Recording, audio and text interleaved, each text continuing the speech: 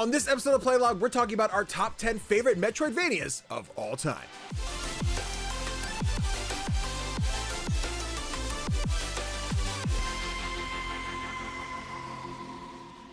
Hey guys, CGDannyB back again with another episode of Playlog, the podcast where we talk all things indie gaming. But of course, I can't talk indie games alone because that's super boring. So back in the partner seat, I've got my partner in crime, the Play Nice Kid themselves, Tofr. What's poppin', homie? I am really happy to be back. Yeah, we miss you. I'm a bit low energy today, but still really excited. We have tons to talk about. Yeah, baby. I really enjoyed last week's episode. Like, the two of you have this chemistry, which is really cool. And just hearing about all of your adventures at PAX was really cool. And Thank you. I sincerely hope I can make it over to PAX someday. It'd be so fun. We'd love that. It's such a fun weekend. I'd love to obviously get to introduce you to everybody. Like I'll talk about here in housekeeping in a second, but we recorded another podcast last night talking about the adventures and getting to meet everybody, and just having what I can only imagine seems like the largest group of friends that attends PAX East right now, where it's Playlog, No Small Games, Fun and Games Podcast, Crossplay Conversation, 6-1 Indie, the Indie Council, and dog, I got to hang out with Jill Grote, Jenny Wyndham, and Mike Townsend this weekend. What a fucking adventure. The fact that I walk into a hotel room and Jenny's like, oh my God, it's Danny. I'm like, this is still not the relation. I should be, oh my God, it's Jenny, not oh my God, it's Danny. That's not what this should be. It's very cool. I mean, they see you and they love you, and they're right to do so. Oh, shucks. But yeah, dude, I would love another member of this PAX group. We'll have to find we'll put you in a big old, the beginning of Madagascar, in the big old crate where they're like, oh no, we're getting shipped to wherever. Get you out of Belgium, send you to Boston, send you right back in the same packaging. Oh boy, but we have a lot to do today, so we got to get into this housekeeping and get to the topic of the show. So let's get rolling with a few quick reminders, and by a few I mean a few. Quick reminder, if you're not quite done listening to me rambling about PAX East from last week's episode, then boy do I have something for you. I just guest starred on the Respawn Aim Fire podcast, where I joined Adam Gumby as well as Matt Storm again. It's our 5th podcast together this month, dude. And Dan O'Mac talking about our 12 favorite games from the PAX East show floor, along with some of our favorite moments together and panels that we got to see. You can head over to the Respawn Aim Fire YouTube channel and catch our new episode of the RAF podcast on youtube.com/@respawnaimfire. That should be out Wednesday as of this coming out, so it should already be out. And then if you want even more, the Fun and Games podcast episode will be Friday, so you could have just a bunch of PAX stuff to look forward to. Another quick reminder, the day this episode drops, Tofr and I just reacted to the 6-1 Indie Showcase for May 2025. And dude, did the 6-1 Indie crew show up again with some big ass news. So if you want to watch Tofr react to the showcase and watch me react to Tofr reacting to a showcase that I've already seen, then you can find our reaction at youtube.com/CGDannyB and see all the awesome games and that the 6-1 crew has showed off today. Also, there is a post-credit scene. Do not click away too fast. It's very important. Tofr, I'm excited for you to see that post-credit scene. As of this coming out, we've done the reaction that was out this morning. As of us recording this episode, we're doing it after. So we're currently in a spot of we're going to talk in the past tense, but we'll be doing this in the future tense. Yeah, it's going to be weird, but it's going to be great. I did 6-1 Indie. Okay, another quick reminder, in case you weren't aware, the next cozy time sync game, Spray Paint Simulator, is releasing next week on May 29th. And to honor the occasion, myself, along with a bunch of other creators, will be streaming the new game on launch day on the Whitethorn Twitch channel. So, if you want to watch me play the first 2 hours of Spray Paint Simulator on the developer's own channel, be sure to head over to twitch.tv/WhitethornGames at 5 p.m. Eastern Standard Time on Thursday, May 29th for my launch day stream. And then Tofr and I had a little conversation holy shit, that's huge, congrats. I said, thank you, with a bunch of heart emoticons.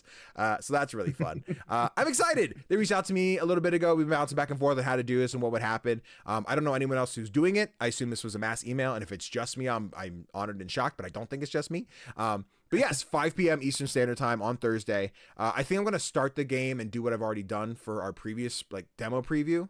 So I can do the new stuff, because they have a limit where we can go past, but it's also launch day, so maybe I don't have to worry about that limit anymore. We'll find out. I gotta go read the email again, but I will be playing the game on the Whitethorn channel, and then once my slot's over, I'll probably just go back live on my channel and continue until our normal end time. So pretty good. Nice. I'll be in chat. Fuck yeah, get on over here, baby. Come hang out. And as our last quick reminder, as part of our podcast, we'll be doing our monthly book club. We go back and replay some indie classics or finally get around to some modern indies that we just haven't played yet. And for the month of May, we'll be playing One Shot. In this surreal top-down puzzle adventure game, you have to guide... I have to scroll, sorry. You have to guide a child through a mysterious world on a mission to restore the long-dead son. The world knows you exist, however, and the game even breaks the fourth wall on occasion. Can you use your one shot to save the world, or is it going to be impossible? Play the game this week on Steam, Switch, PlayStation, or Xbox. Then head over to our Reddit forum in the description and give us your thoughts on One Shot for our May 27th episode of Playlog Podcast. You can join us live on twitch.tv/CGDannyB for the discussion, or catch the upload on Thursday the 29th, a few days later on youtube.com/CGDannyB or audio podcast services everywhere. Timestamp. Woo-hoo-hoo! Nice. That's all that, baby. Into the indie news. We got our Reddit questions. Yes. Our first indie news here, we've got Helldivers 2, Heart of Democracy update, sees Super Earth itself invaded. This one is from, hold on, I have two screens here. Give me a second, team. This one is Ed Nightingale over at Eurogamer. Let me get started. Helldivers 2 has received a big new update, Heart of Democracy, that sees the fight move to the streets of Super Earth. I had to make sure the overlay was good. We're good. Until now, the game's battles against bugs and robots alike have taken place on alien planets, but now Super Earth itself has been invaded by the squid-like Illuminate, towering over skyscrapers and crowded city streets. Players will need to activate the planetary defense cannons on Super Earth alongside SEAF troops? I don't know. I'm sorry. But must simultaneously protect civilians on the streets, and friendly fire will be punished. Quote, the worst nightmare of all those who fight for managed democracy has been made a grim reality, reads a notice on the Helldivers 2 Discord. Back to quote, despite the valiant efforts of our Helldivers to push back the fleet, the Illuminate have reached Super Earth. Now they are swarming our cities, terrorizing civilians, and destroying our infrastructure. It's time to rise up and take arms and fight for the precious foundations and soil of democracy manifest. Helldivers, return to our planet and defend what is rightfully ours. And there's a little more about some of the previous stuff with PlayStation, et cetera, et cetera, et cetera. But hey, Tofr, Helldivers DLC. You excited? Mm-hmm. I have not touched Helldivers 2, but I thought this would be an interesting one to put in there because I know you loved your time with the game. I did. And also, this trailer looks sick. It's pretty dope. I had talked a little bit beforehand. I kind of fell out of Helldivers, not pretty quick, but I think around the third War Bond, which I forget if War Bond cycled with seasons. I forget how the whole thing went down. But yeah, we played a lot of Helldivers at first, and I think there was just this combination of like, games getting a little samey when we get in and people suck at the game and then we die and I'm like, we just can't get past this mission because no one's everyone's got their head up their ass, let's back out. But like Helldivers was such a moment in time. Like I loved playing this game and just new things come out and move on to the new thing. Multiplayer games are such a time commitment, et cetera, et cetera.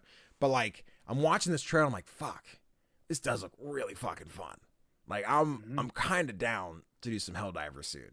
I have some like things on the list I got to figure out. Like we talked about doing repo sometime soon. I got to figure out when we're going to do that, et cetera, et cetera. But like, I think a Helldivers stream with the boys it might be fun to get in order.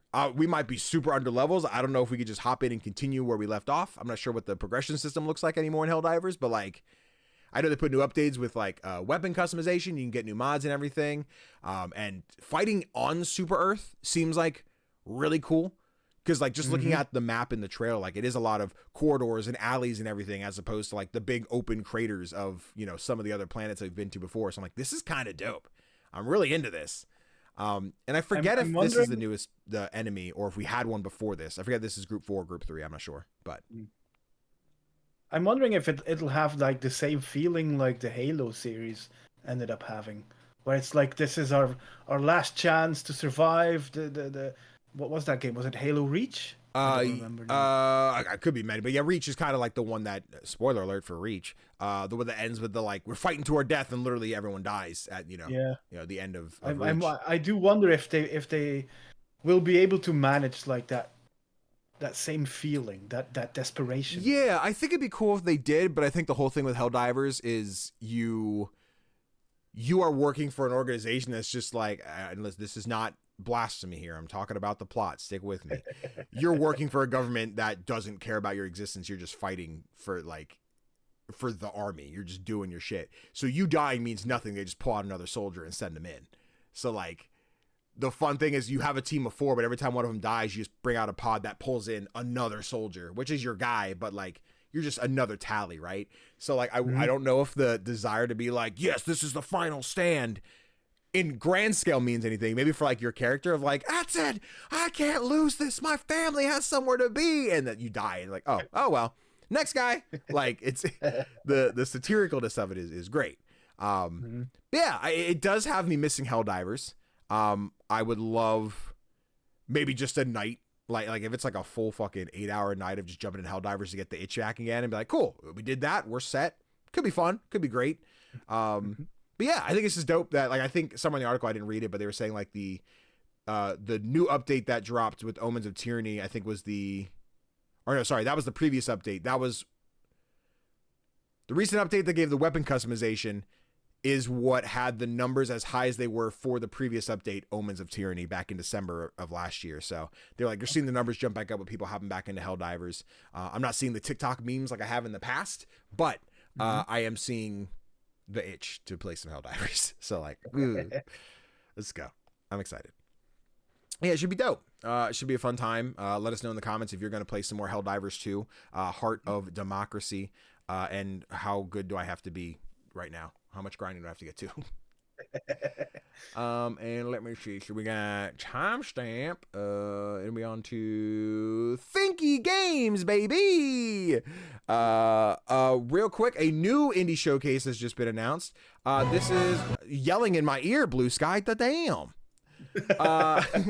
A new showcase dedicated to puzzle-solving games by Thinky Games arrives on May 29th. Tofr, I am not familiar with Thinky Games. Are you familiar with Thinky Games prior to this? I am not. Okay. But the fact that I saw this shared by different accounts, and I was like, this is apparently pretty big news. I'm not sure that there's ever been like a showcase dedicated solely to games that will test your brains. Right. So it's cool that this particular niche is now getting its own time in the spotlight. Yeah. Here on Blue Sky, the Thinky Games Blue Sky account tweets out, we're excited to announce our very first Thinky Direct. Yep, we'll be sharing brand new trailers and exclusive reveals for lots of exciting Thinky games. Watch live on Thursday, May 29th. There is no time on the post, but I'm sure on the website. It is at 6 p.m. BST. I don't know what BST to EST is. I have no idea. I have no idea.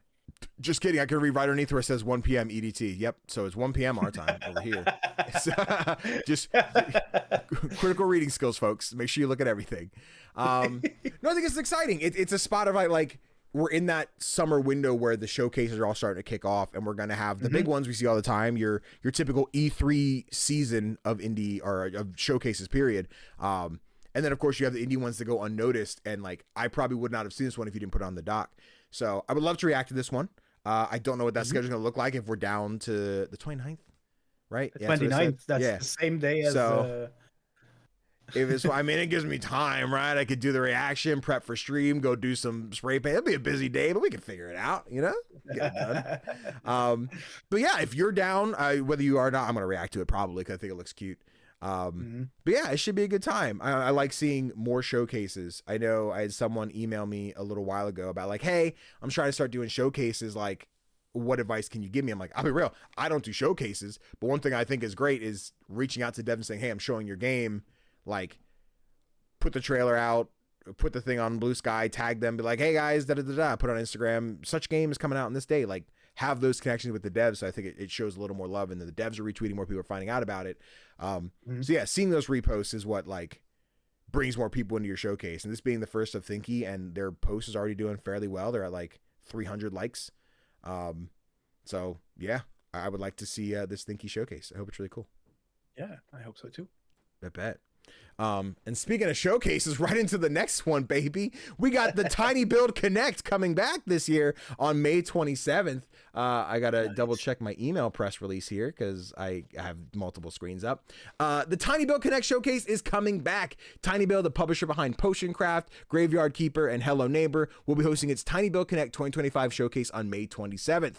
Building on the success of last year's showcase, TinyBuild Connect 2025 will provide a no fluff, no talking heads look at TinyBuild's upcoming games in under 30 minutes. I'm just double checking to make sure none of this is embargoed. Correct. All right, cool. Just gotta check my emails. We have expect brand new game reveals, news on highly anticipated titles like Hello Neighbor 3 and Ferocious, and the announcement of Steam early access release date for Kingmaker. Tune in live on May 27th at 10 p.m. PDT and 1 p.m. EDT. I think there's a typo in there. I think it should be 10 a.m. PDT and 1 p.m. EDT. And then 7 p.m. CEST. That's time zones are weird. Yeah. We're good. Hey, Central European Standard Time. Oh, yeah. Okay, cool. I was thinking Central. I'm like, wait, that can't be right. Because listen, sometimes I say EST and then we got EDT, which I'm like, those are the same thing. And then I'm like, CEST and then CST. I'm like, wait, those are separate things. Those are different. Timelines are weird. But yes, I'll be on the TinyBuild YouTube channel on May 27th. Go watch it. It'll be great. I'm excited to see more on Kingmaker. I think in this trailer, did we see Speedrunners too? I think I said, yeah, Thomas' Speedrunners, baby. That game's exciting. I don't know what this one is. This one looks sick. Whatever this giant mech something is. I think that one's Ferocious, the dinosaur first-person shooter. But yeah, I think I've worked with TinyBuild for quite a few years now. They still just send me keys out of the blue. I'm like, oh shit, I forgot this was coming out. So I do really enjoy TinyBuild.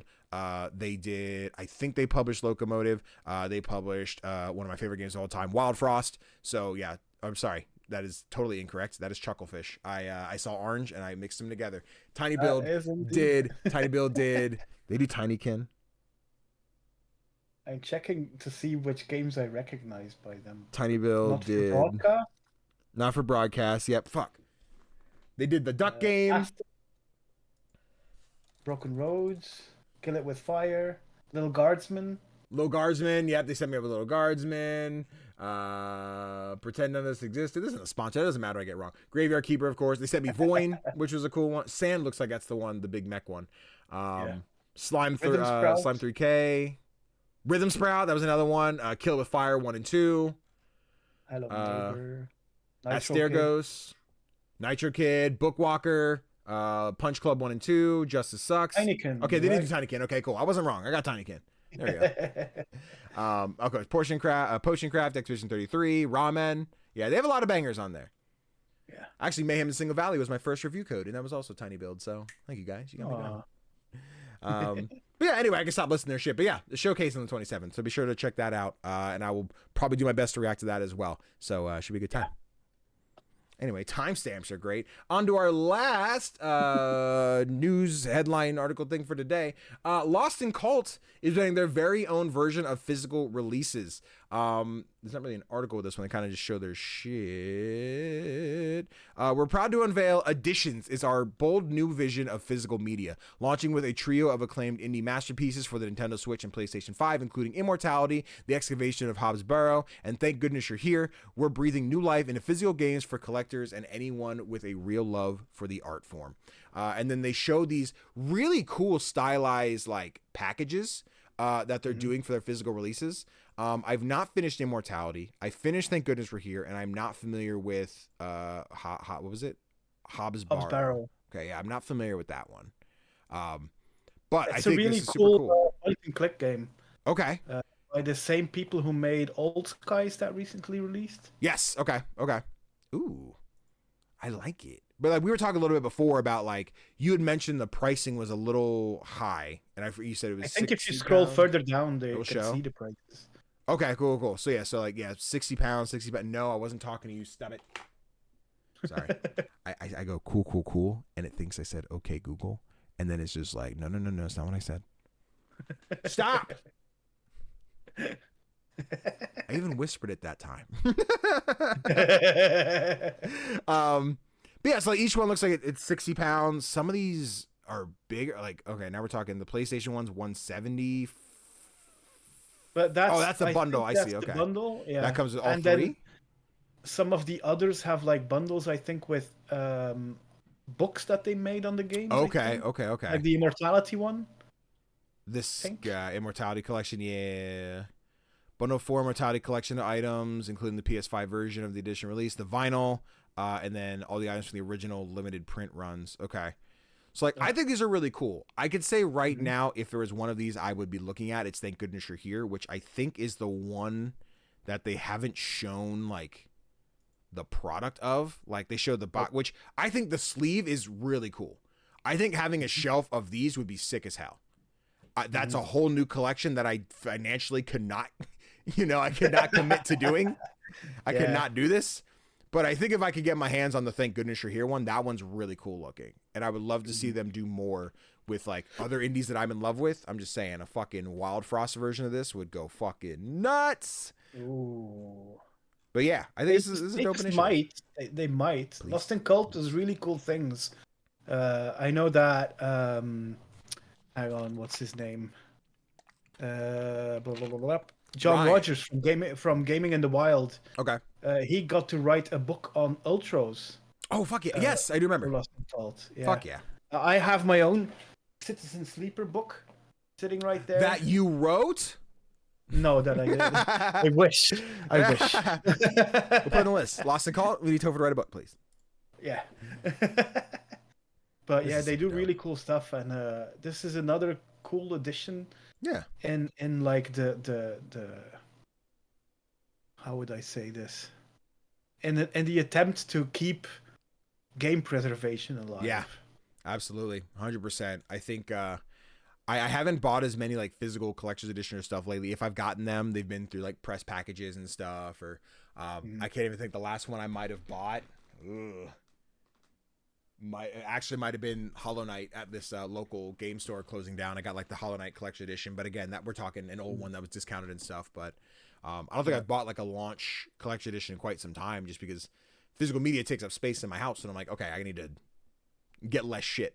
Just have shit everywhere, or get more storage. But yeah, I think this is a really cool initiative they're doing. Again, I really like the style of it.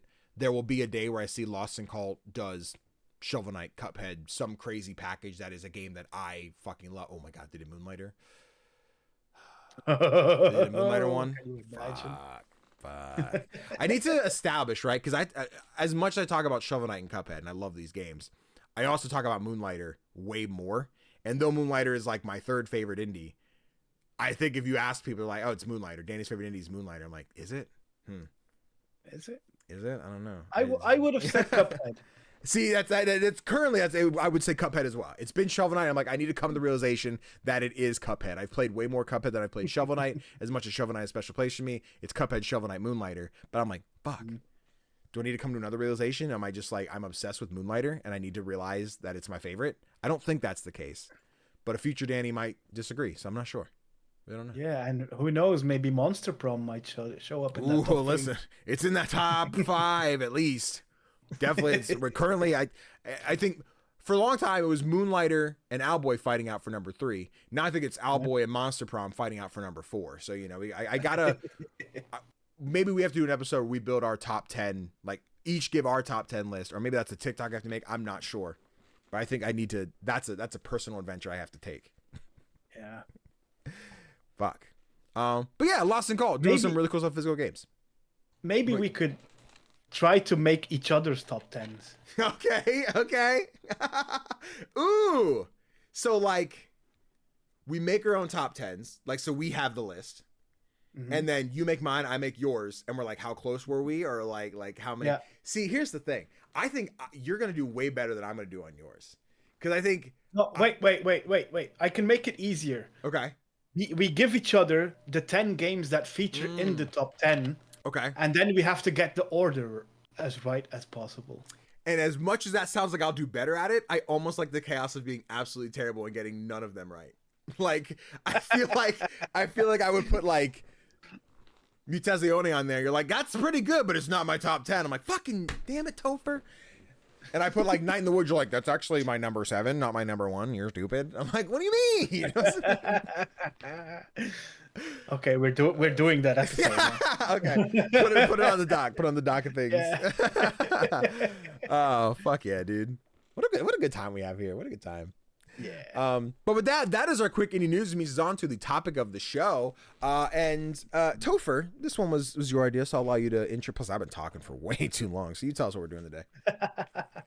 Well, we haven't done like a top 5 or top 10 list in a while, and we've been talking about doing these for different genres. Yes. Within the indie gaming world, and why not go for both of our top fives Metroidvanias, which I thought was a really cool idea until I realized that I do not play Metroidvanias. So, and full transparency here, my choices will be based on limited experience combined with the reputations that some of these games have. Yeah. Fair enough. You mentioned for like, like this. Oh, good. We're gonna cover it. We're gonna talk about it. We're gonna be golden. I was trying to come up with some quick honorable mentions, and there's one I cannot for the life of me think of. Flint. Axiom Verge. That's one that I've not played. Axiom Verge. It's a list of shame. I've dabbled with Axiom Verge, but I would not say I've played enough Axiom Verge to be like, yes, I've played it. Okay. It's like Tunic. I've not finished Tunic. I played enough Tunic, but it's also great. I want to go back and platinum it because I came to PlayStation, then I just never got back to it. I wrote a couple down. Yeah, listen, run it. I'm like Flint, Son of Crimson. I think it was Flint. Oh yeah, I think that's the right title. Crimson. I'm googling it. It's not coming up. Flynn, not Flint. Flynn, Son of Crimson. Oh, okay. Yeah, but actually, I don't even remember. I think it's an action platform. I don't think that one's a Metroidvania. Okay. Yeah, I have a couple here. No, it does. Okay. That might be considered honorable mentions. Yeah. I have the Blasphemous series. Ooh, good ones. Good ones. Rain World is one that's pretty beloved. Yep. Yeah. And the last one I have that doesn't feature on either of our lists is Zao Tales of Kanzera. Ooh, you're right. I didn't think to put that one on. Shit, what have I done? It's okay. I'm happy with my list. Going through my Steam library after putting a quick filter of Metroidvania on. Another honorable mention, I want to include Mini Shoot Adventures. That's a game that came out last year, and the whole thing is you're like a twin stick shooter, little ship flying around the world. That one's really cool. Bow Path of the Teal Lotus. I'd never finished, but stylistically was a big fan. In a year we had that and Nine Souls at the same time. Loved it. Speaking of Nine Souls, also honorable mention. Yeah. That one's on the list. Berserk Boy, another one we played. I think it was early 2024. Was a really cool like Mega Man Metroidvania kind of deal. Big fan of that one. There was another one last year where you could shape into like you could shapeshift into like your enemies. Yep, Biomorph. When you defeated them. Yeah. Yep, another that one. Was another one. I wasn't super in love with it, but like I did find like joy in it. I did enjoy. I think I hit my point. I'm like, I think I've seen enough of this game to have an opinion. That's cool. I didn't really commit to it, but Biomorph is a cool one. And then another one I'm just staring at. When I do my tags, it says Mayhem in Single Valley, which I don't think is really a Metroidvania, but I guess maybe it is. I guess, genres are an enigma these days. But I meant to bring up Islets from... same guy who made Crypt Custodian. Islets was fucking awesome. I love the visual style. It's like a brighter Hollow Knight, which I also describe Constance the same way. But Islets is really cool. So. Oh, there's another one. Is that considered a Metroidvania? Rogue Legacy. Yeah. It's more of a roguelike than a Metroidvania, I guess. I'm trying to think if it falls in the same category of like Dead Cells, where it's the roguelike, but you have the Metroidvania sections. I think that's that kind of game. I think so. I think Rogue Legacy falls under that. Fight me in the comments if it doesn't. I'll tell you you're wrong. Yeah, I'm pretty sure it does. But Baboom, maybe the honorable mentions. Now we'll just start with our top 10, I guess. Do you want to start? You want me to start? How you want to? I can start, and I can immediately pick the easiest pick of the bunch. Sounds good. And that's Hollow Knight. What? I didn't know he was going to be on here. We covered this one recently in a book club episode, and I mean we couldn't make this list without this game, right?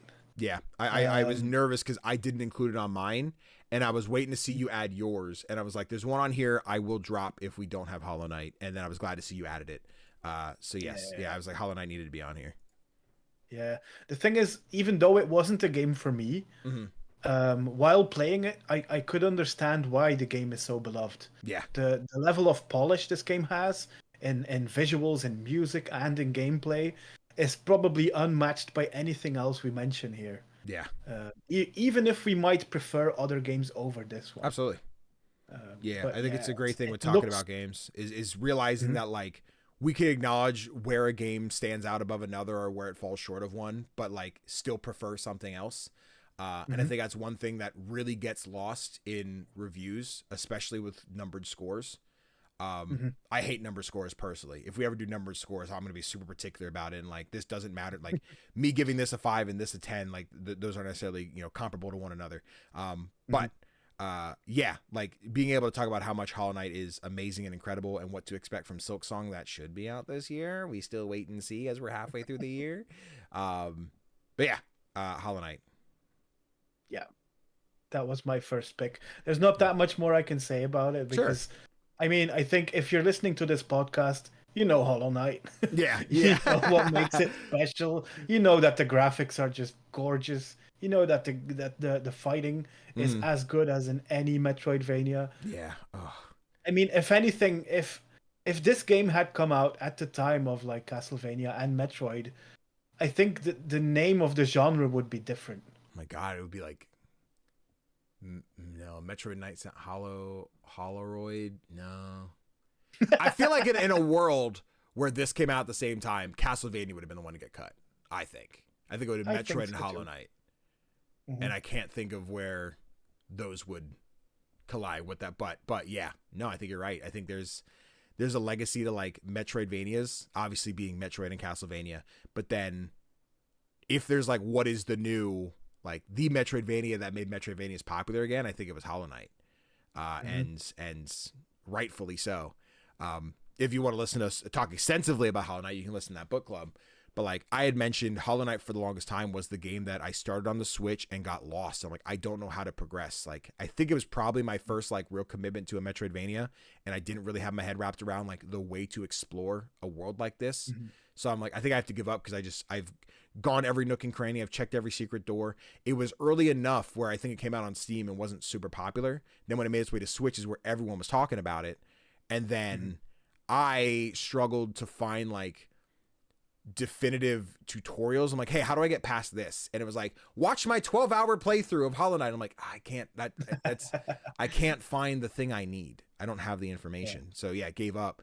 And now playing it in 2025, where I'm like, oh, cool. Everything I need to beat Hollow Knight is on a wiki somewhere that I could just grab in an instant. So where I was getting stuck again, I was able to find my solutions and move forward, which is great.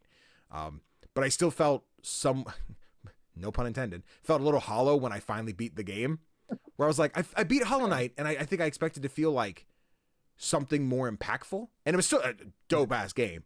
But I clowned on the final boss compared to some of the other bosses I fought. I'm like, how did I do this? Like fucking Hornet clocked my shit over and over. Like I spent 2 days beating fucking Hornet in like her final fight to beat like the Hollow Knight in like 2 or 3 tries. And I was like, huh.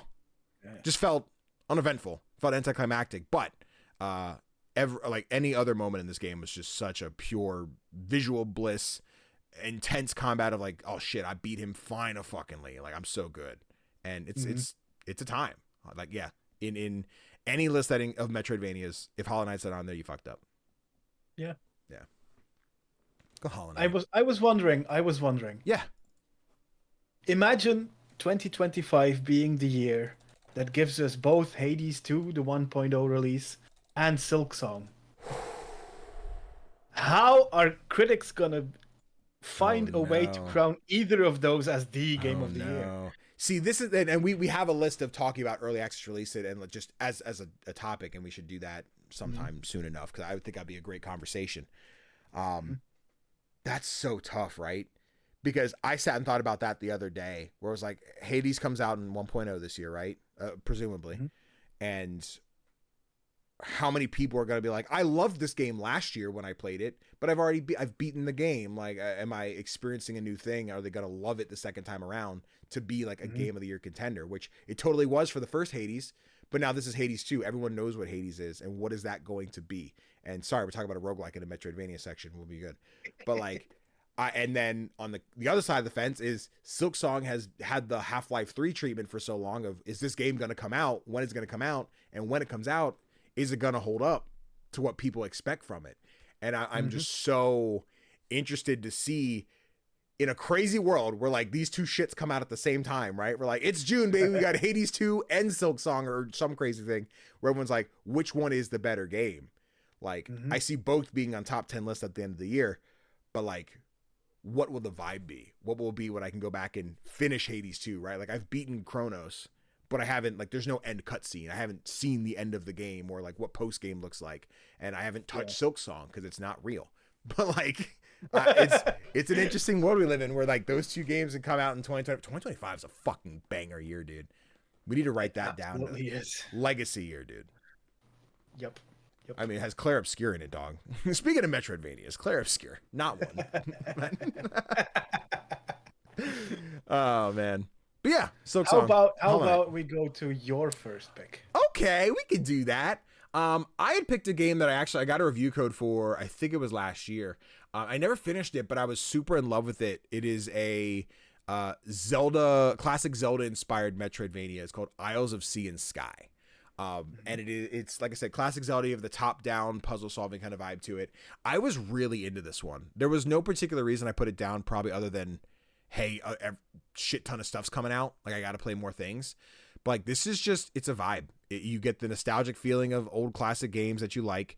And it's a lot of slide puzzles. It's a lot of finding the keys, ringing the bells that activates this door and do all that. Like I was a big fan of this one. It was one that popped into my email one day. I said, yeah, I'm interested. Let me give it a shot.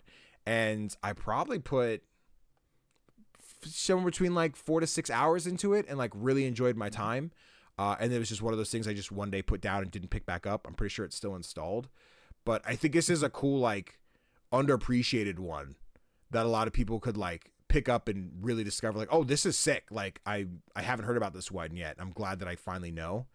I don't know how long it is complete. I've been to multiple islands. I have to imagine I'm like not too far from what's left in the content of it, but it's sick. It is so, I say minimal, right? Where like it is simple. You look at it like, you know what you're getting into, but there's still so many levels and so many different sections to explore that it's hard to like really experience what all this game has to offer without just playing it. Like it's pretty dope. I was a big fan of this one. Plus you get to see these cool gods just chilling there. Like, here's a new power. Have fun, kid. I'm like, thanks God. Appreciate you. Yeah. I remember you talking about this one in an episode last year. And I really enjoyed the look of it. Probably because of like some kind of nostalgia as well, because like the games of my youth look like this. Yep. But yeah, I'm gonna be honest, I had forgotten about it. But now that you bring it up, I'm like, oh yeah, I really wanted to pick that one up. And now you're doing it this very second. And damn, I never saw the Phoenix. Yes. Nah, we'll do that Steam family link thing. We should have done that a long time ago. Oh. That probably something we should have done. And be like, Tofr's is on my library. They're like, that should have been done long. We'll figure that out. That's gonna be one insane library of games. Dude.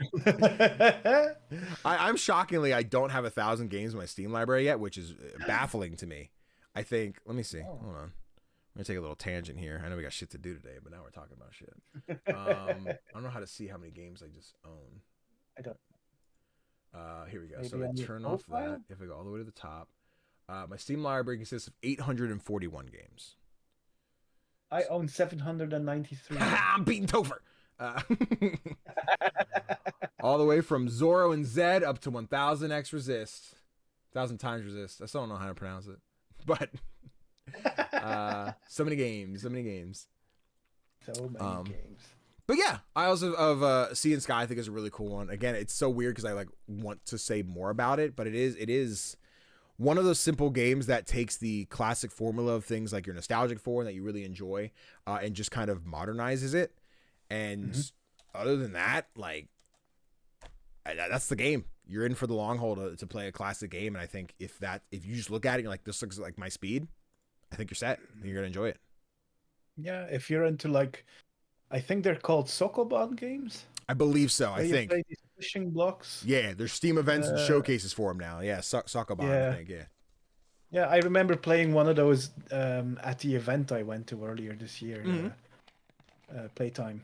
Hell yeah. So yeah, I need to get back to this one. There you go. We on it, dude.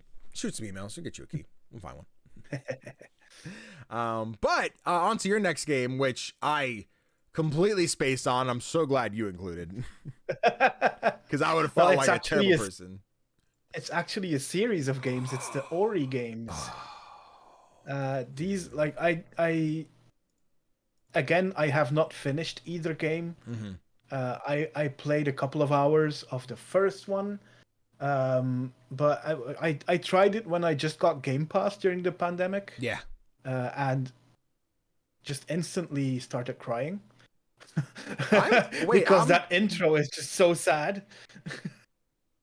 I got a little choked up for a second. I was about to start crying for no apparent, like no real reason other than, I'm looking at Ori right now.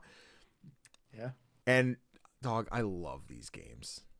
They are both so fucking. I do it a lot where I always backpedal because I use it a lot. They are so fucking magical. I love the Ori games. I don't know what's in the water at Moon Studios where they make these games look so fucking good. But like, I bought an Xbox One for Cuphead and Ori. Like, yeah. You could miss me with Halo 5. I didn't give a fuck about Forza. I didn't give a fuck about Rise Son of Rome. Like, I held off and I bought my Xbox when Cuphead came out so I could then also play Ori. And I just had this magical experience playing Ori. We're watching a trailer for Will of the Wisp, but like Ori and the Blind Forest was such an adventure and wondering how are they going to top it in a sequel. And visually everything just fucking skyrocketed. It's the movie quality of these fucking games is insane. Mm-hmm. And I think about all the times I cried, all the times I got angry because I was in a chase scene that just kept kicking my ass. But I'm like, I know I can beat this shit. I know I can do it. But God, dude, Ori's a trip. I don't know if we're ever going to get back to this world, without spoiling anything that happens at the ends of 1 and 2, like adventures that we go on. But dude, they are working on, what is their current game? The Knights of the Round Table one. I don't know. Rest the Wicked. Fuck, I'll figure it out. WrestleMania, baby. Restless at the Wicked something. Moon Studios. The mom. Somebody. No. Say again. Is that the one? What was it? No Rest for the Wicked. Yes, No Rest for the Wicked is their current one. I've not touched that one yet. I would like to get around to it. I think it's still in early access.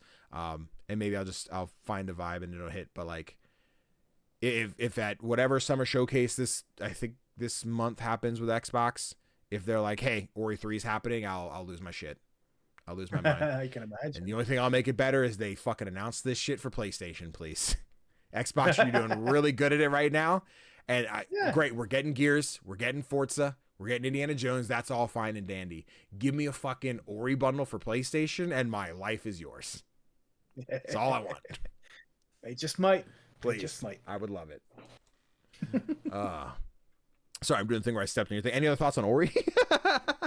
No, I wanted to include it here because I feel, from what I remember, it's been a while since I played this, but it also focuses a lot less on like combat than most Metroidvanias.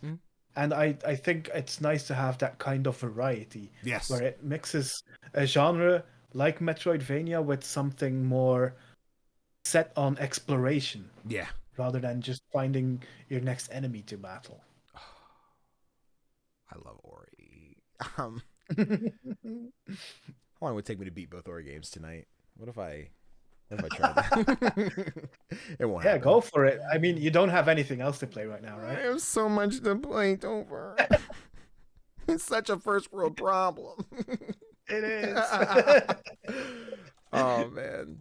No, listen, I promise, team. If these games come to PlayStation, I'm replaying them. It's a done deal. It's a done deal. Please play Ori. I think they're still both on Game Pass. I'd be shocked if they weren't. I think so, yeah. Bet. Damn. Again, almost missed those. The fact that I almost didn't include that, and I'm like, oh, thank God Tofr put them, because I totally forgot. But if there's nothing else on Ori, I'll take the reins yet again, as if I hadn't already done so. And this is a game we got last year that I was a huge fan of. And we already spoke about Islets, which is a great time to segue back into Crypt Custodian. This was another game from Kyle. Kyle worked on I'm sorry, I keep going to say Kyle Thompson. Kyle Thompson, 6'1" indie. I cannot think of Kyle's last name right now. I apologize. I'm in a spot. Ori on the mind. But Crypt Custodian, you're playing as Pluto, who is this cat who unfortunately dies. Thompson. Sorry? Kyle Thompson. Is it Kyle Thompson? Yeah. You're right. It's Kyle Thompson because Kyle Stevenson is 6'1" indie. Yes, I messed up. I was right. Kyle Thompson. Yeah. Fuck. I'm going to need one of you Kyles to change your name. And I think it has to be Kyle Stevenson. Unfortunately. Because I just continue to confuse these two. They're the only two Kyles in my life, and they just confuse me every day. But maybe they should both change their name to Kyle Dennison. Honestly, it'd make my life easier. I just have to be like Kyle Dennison, the 6'1". Kyle Dennison, the Crypt Custodian one. Yeah, that's all I need. But yeah, you play as a Pluto, who is a regular mild mannered cat who I think is hit by a car and dies, and you end up going to the afterlife. And they're like, all right, cool. Let's check your life resume and see where you're going. Like, all right, everything looks good. You're a nice little mild mannered cat. Wait a second. And on your way to like judgment, you break a bunch of vases, which I'm tempted. I want to see if I can do a run where you don't break the vase and see if there's a secret ending. But I think you have to break the vases to reach the end.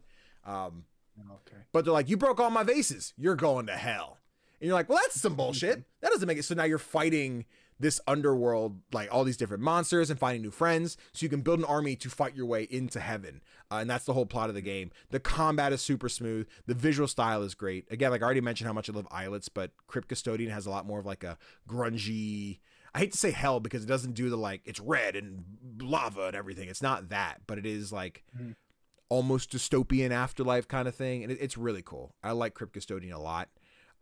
It's one where I hesitate. I'm like, does this fall under Metroidvania? I'm like, yeah, it would. It totally does. I think Metroidvania a lot is the 2D platformer. Again, the Metroid, the Castlevania, but genres are so diverse now where like something could be a Metroidvania and not the 2D platformer typical, you know? So, yeah, I'm a huge fan of Crypt Custodian. I cannot wait to see what Kyle Thompson works on next. And continue to play some cool games in this art style. Yeah, the art style is what sold me on both Islets and Crypt Custodian. Yeah. I haven't gone back to playing this. I played the demo, I think. Okay. I feel it was like a Next Fest demo, but I'm not sure. Probably. That sounds right. But it was really fun to play, even for someone with limited combat skills like myself. This one was neat, just especially because of like that underworld that you're part of now. Yeah. Yeah. Good pick. Thank you. I do like my cats with brooms. They're kind of a vibe, you know? They kind of do that damn thing. But yeah, your next one, I'm very excited to talk about again. Let me pull up that trailer as you tell us what it is. It is Ultros. Woo! Ultros? I don't even know how. I said Ultros the entire time. I went Ultros, and if that's wrong, eat my ass. Okay. It's a psychedelic Metroidvania where you wake up stranded on the sarcophagus. A cosmic uterus holding an ancient demonic being. You heard so that this right. one clearly takes a lot of inspiration from the classic Metroid games. Yeah. But its visual style is really what's the standout here. Yes. There's just no game that looks like this. And it's psychedelic seems like the right word to describe it. Absolutely, 100%.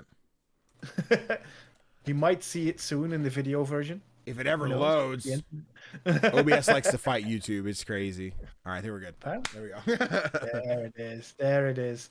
But yeah, I played it again. I played a demo for this, and I really dug what I saw. But I got stuck pretty quickly because I'm just really bad at Metroidvania. But yeah, I mean, it's one of the more unique looking titles in the genre, and it's got this reputation that it even got, like I mentioned before, a Lost in Cold book release. Yes. On the design of the game, so. Yeah, Ultros is so dope. It was the first game I reviewed last year. I'm pretty sure, if not the first, one of the first.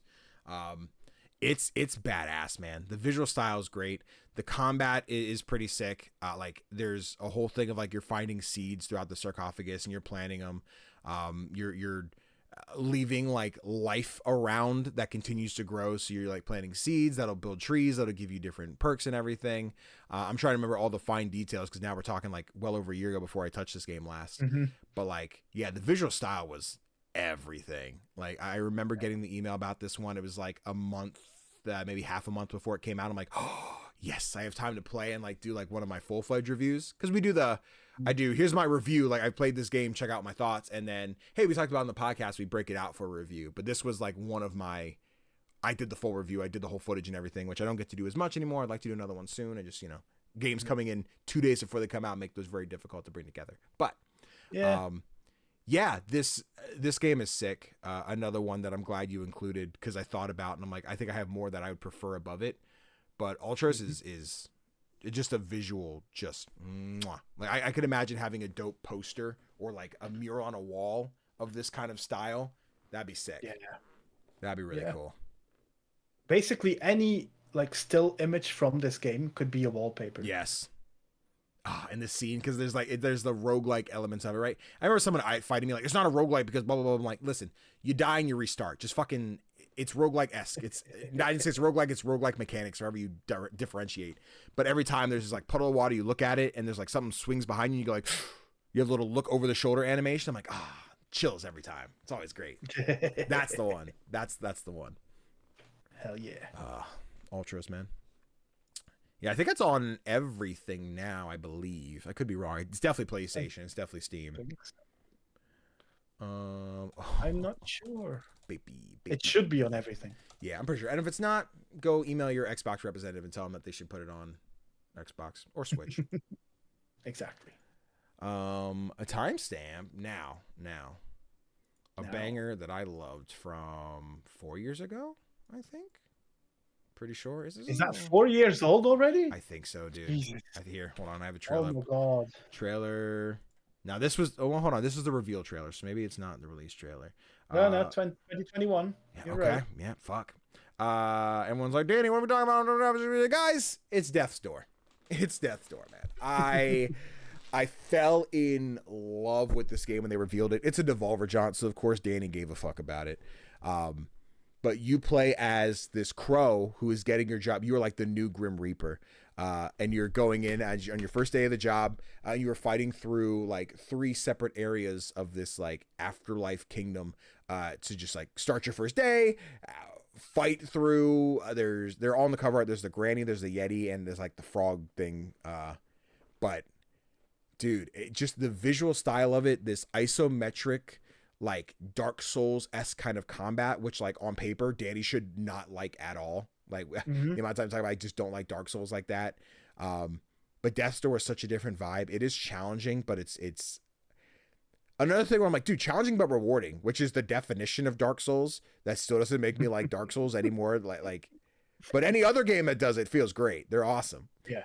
But like, it's just like everything this game did just hit right. It was one of those games at night where I would, hey, I got to wrap up this boss and stop. And then like 4 hours later, I'm still playing. I'm like, I need to stop and then go to bed, get 3 hours of sleep to get up and play again.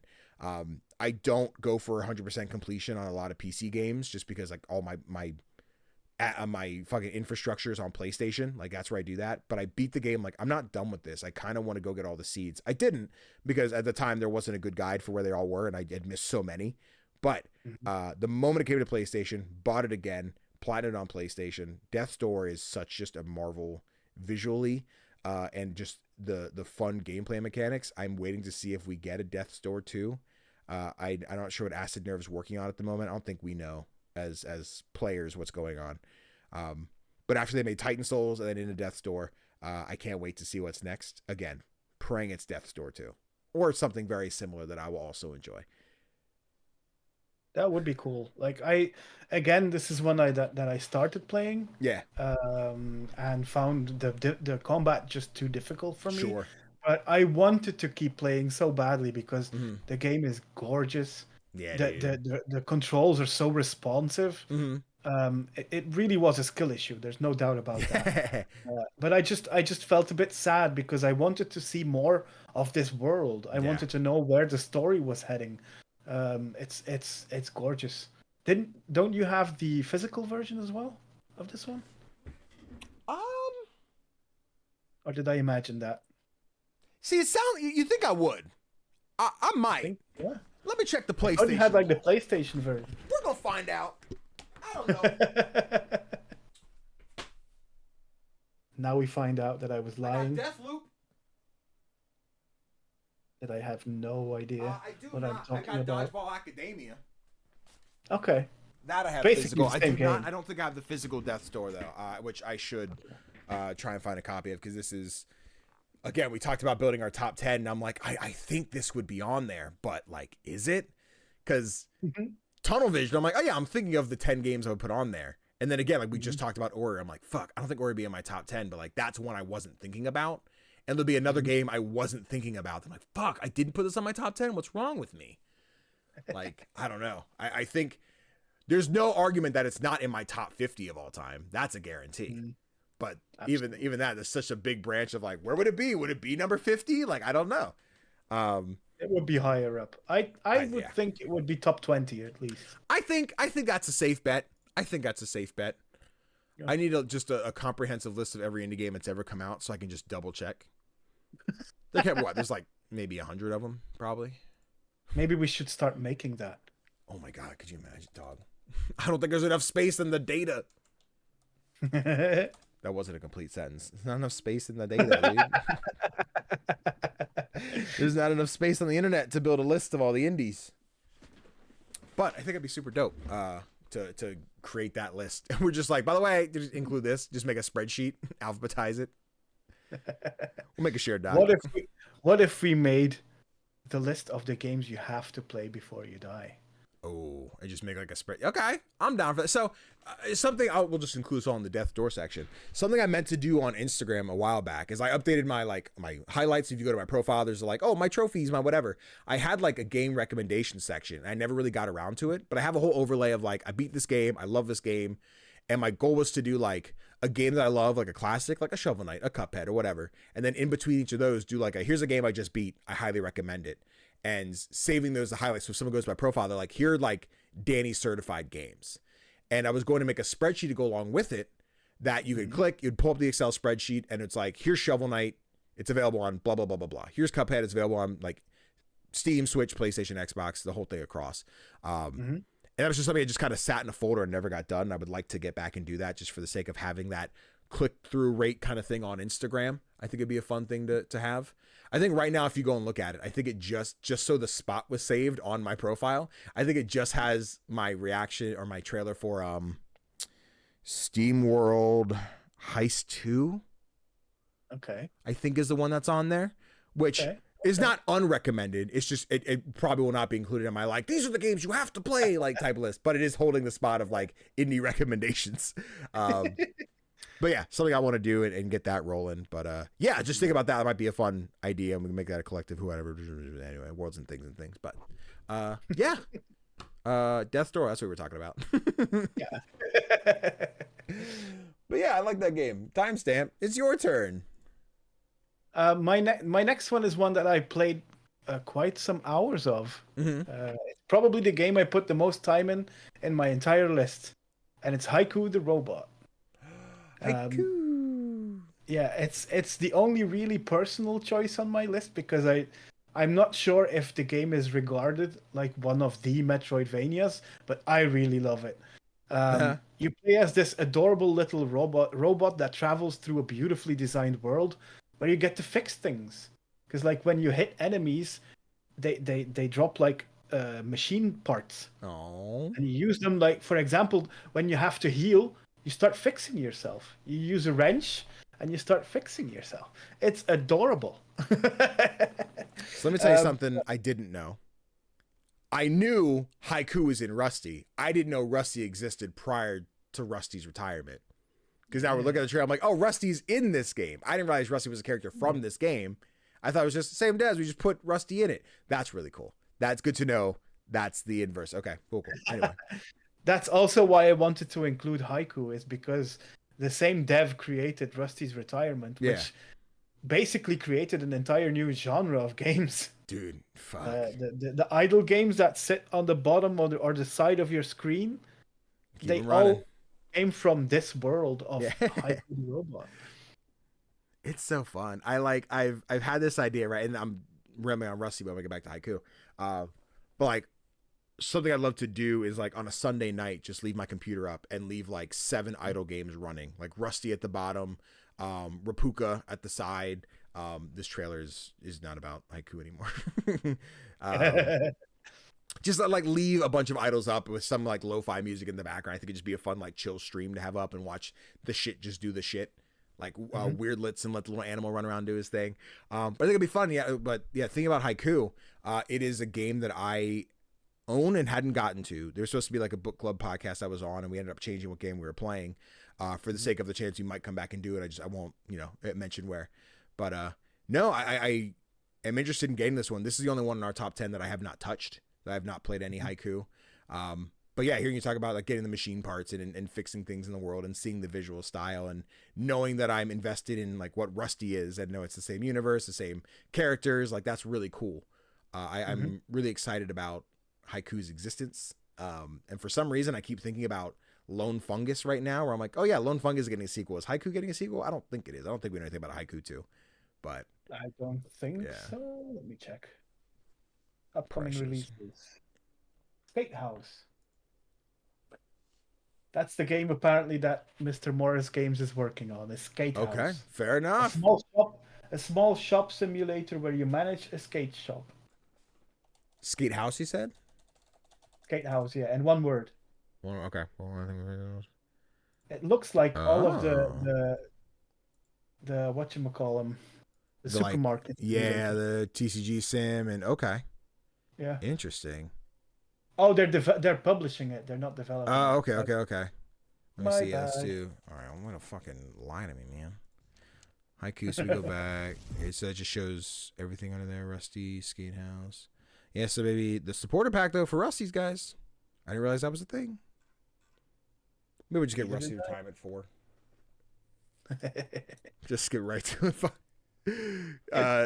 Funny moment that happened. I was sitting in a call with LB and we were talking about, I was like working on the script and like picking my indies. I was like, LB, I'm really struggling. I need you to pick like what Metroidvanias I should put on my list. And she was just like, you could put 1 and 2 and 4. And at the point I'm like, you're just saying numbers. She's like, yeah. And I was like, got it. Okay. And then I included I'm like, oh, LB, you didn't even mention this one. She's like, how could I forget? How could, because she doesn't play as Metroidvania. She's like, I don't fucking know. I don't have an answer. And I'm like, this is a fun, just bullshittery conversation. But yeah, that was an adorable moment that I thoroughly enjoyed. But yeah, Haiku being the only one on this list that I have not much to say about outside of talking about everything else surrounding it. It looks really great. I want to check out Haiku.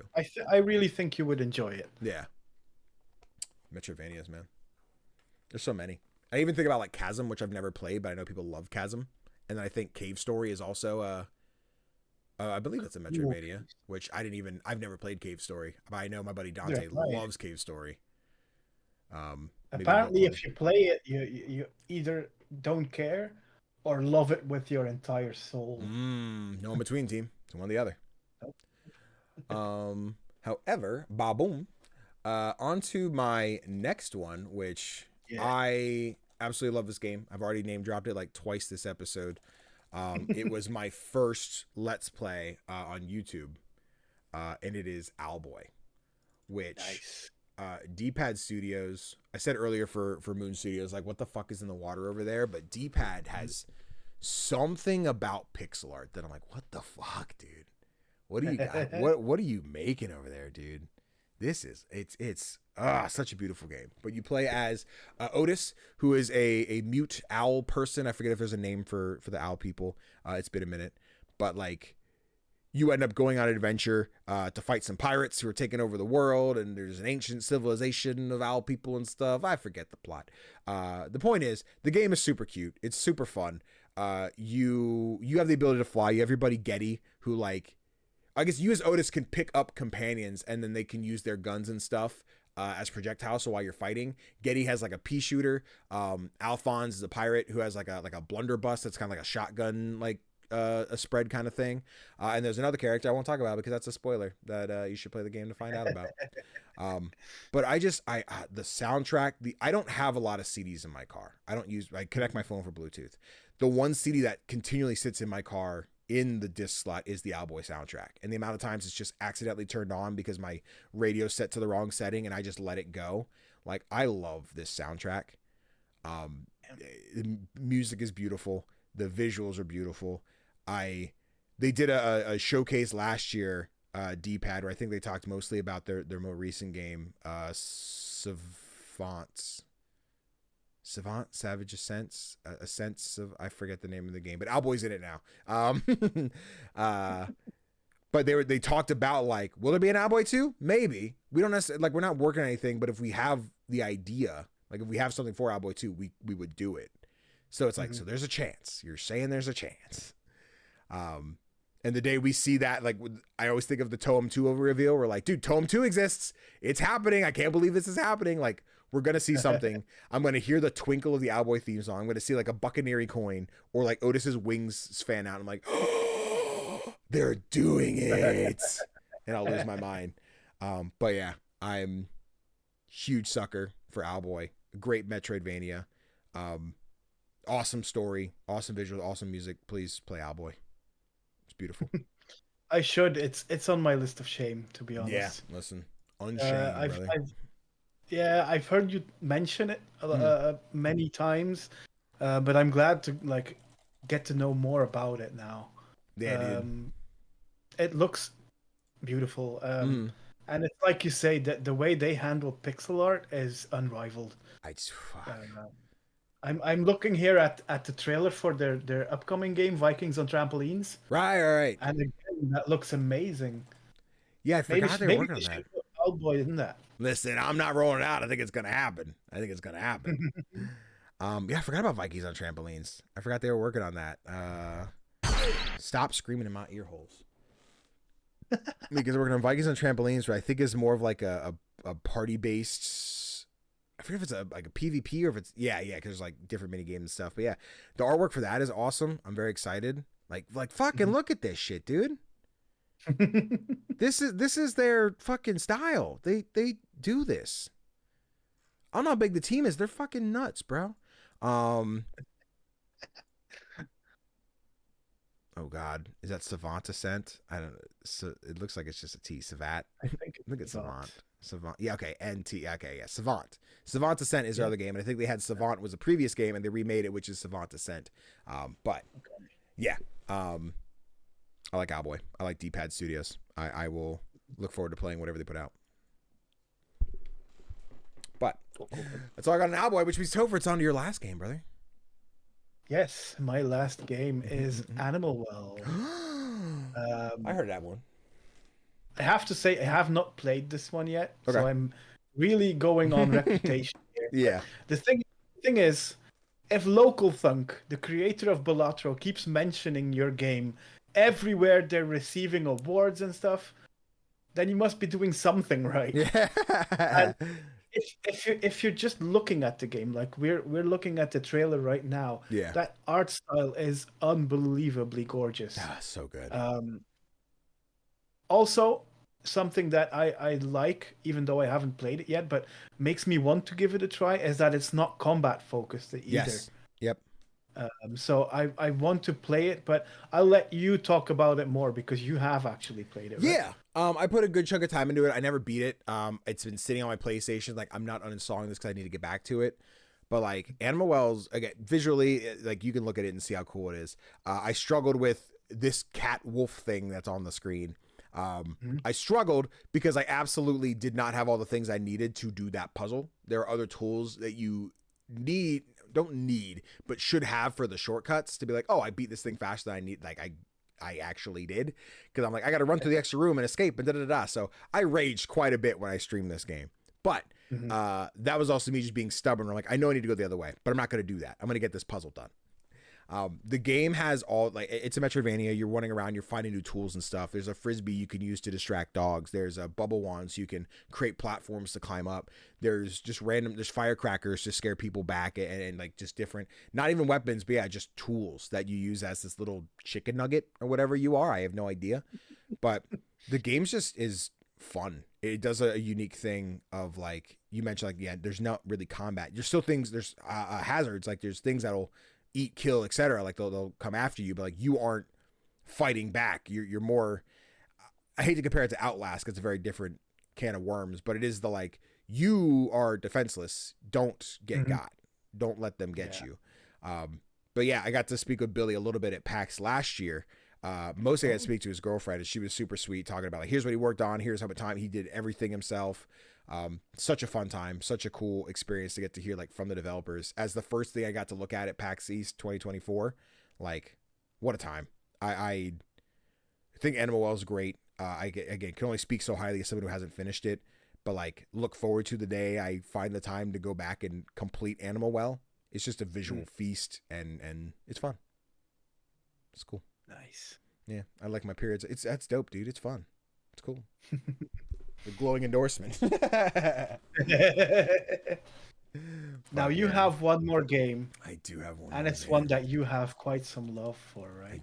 I do. This is in my top 10. It has to be. I love this game. I love. On the day of recording, we're getting the DLC for Sea of Stars. And I wouldn't care about Sea of Stars as much as I do if it wasn't for The Messenger. This was a game I found out about. I hesitate to look how old this trailer is. I don't want that on my life. I don't want that on my conscience. But Kind of Funny did a like live, I think it was during GDC. They had the team from Sabotage come over and play the game in the studio. They did like a live watch along and talked about it. I was not a Ninja Gaiden kid. God, I wish the trailer would fucking play.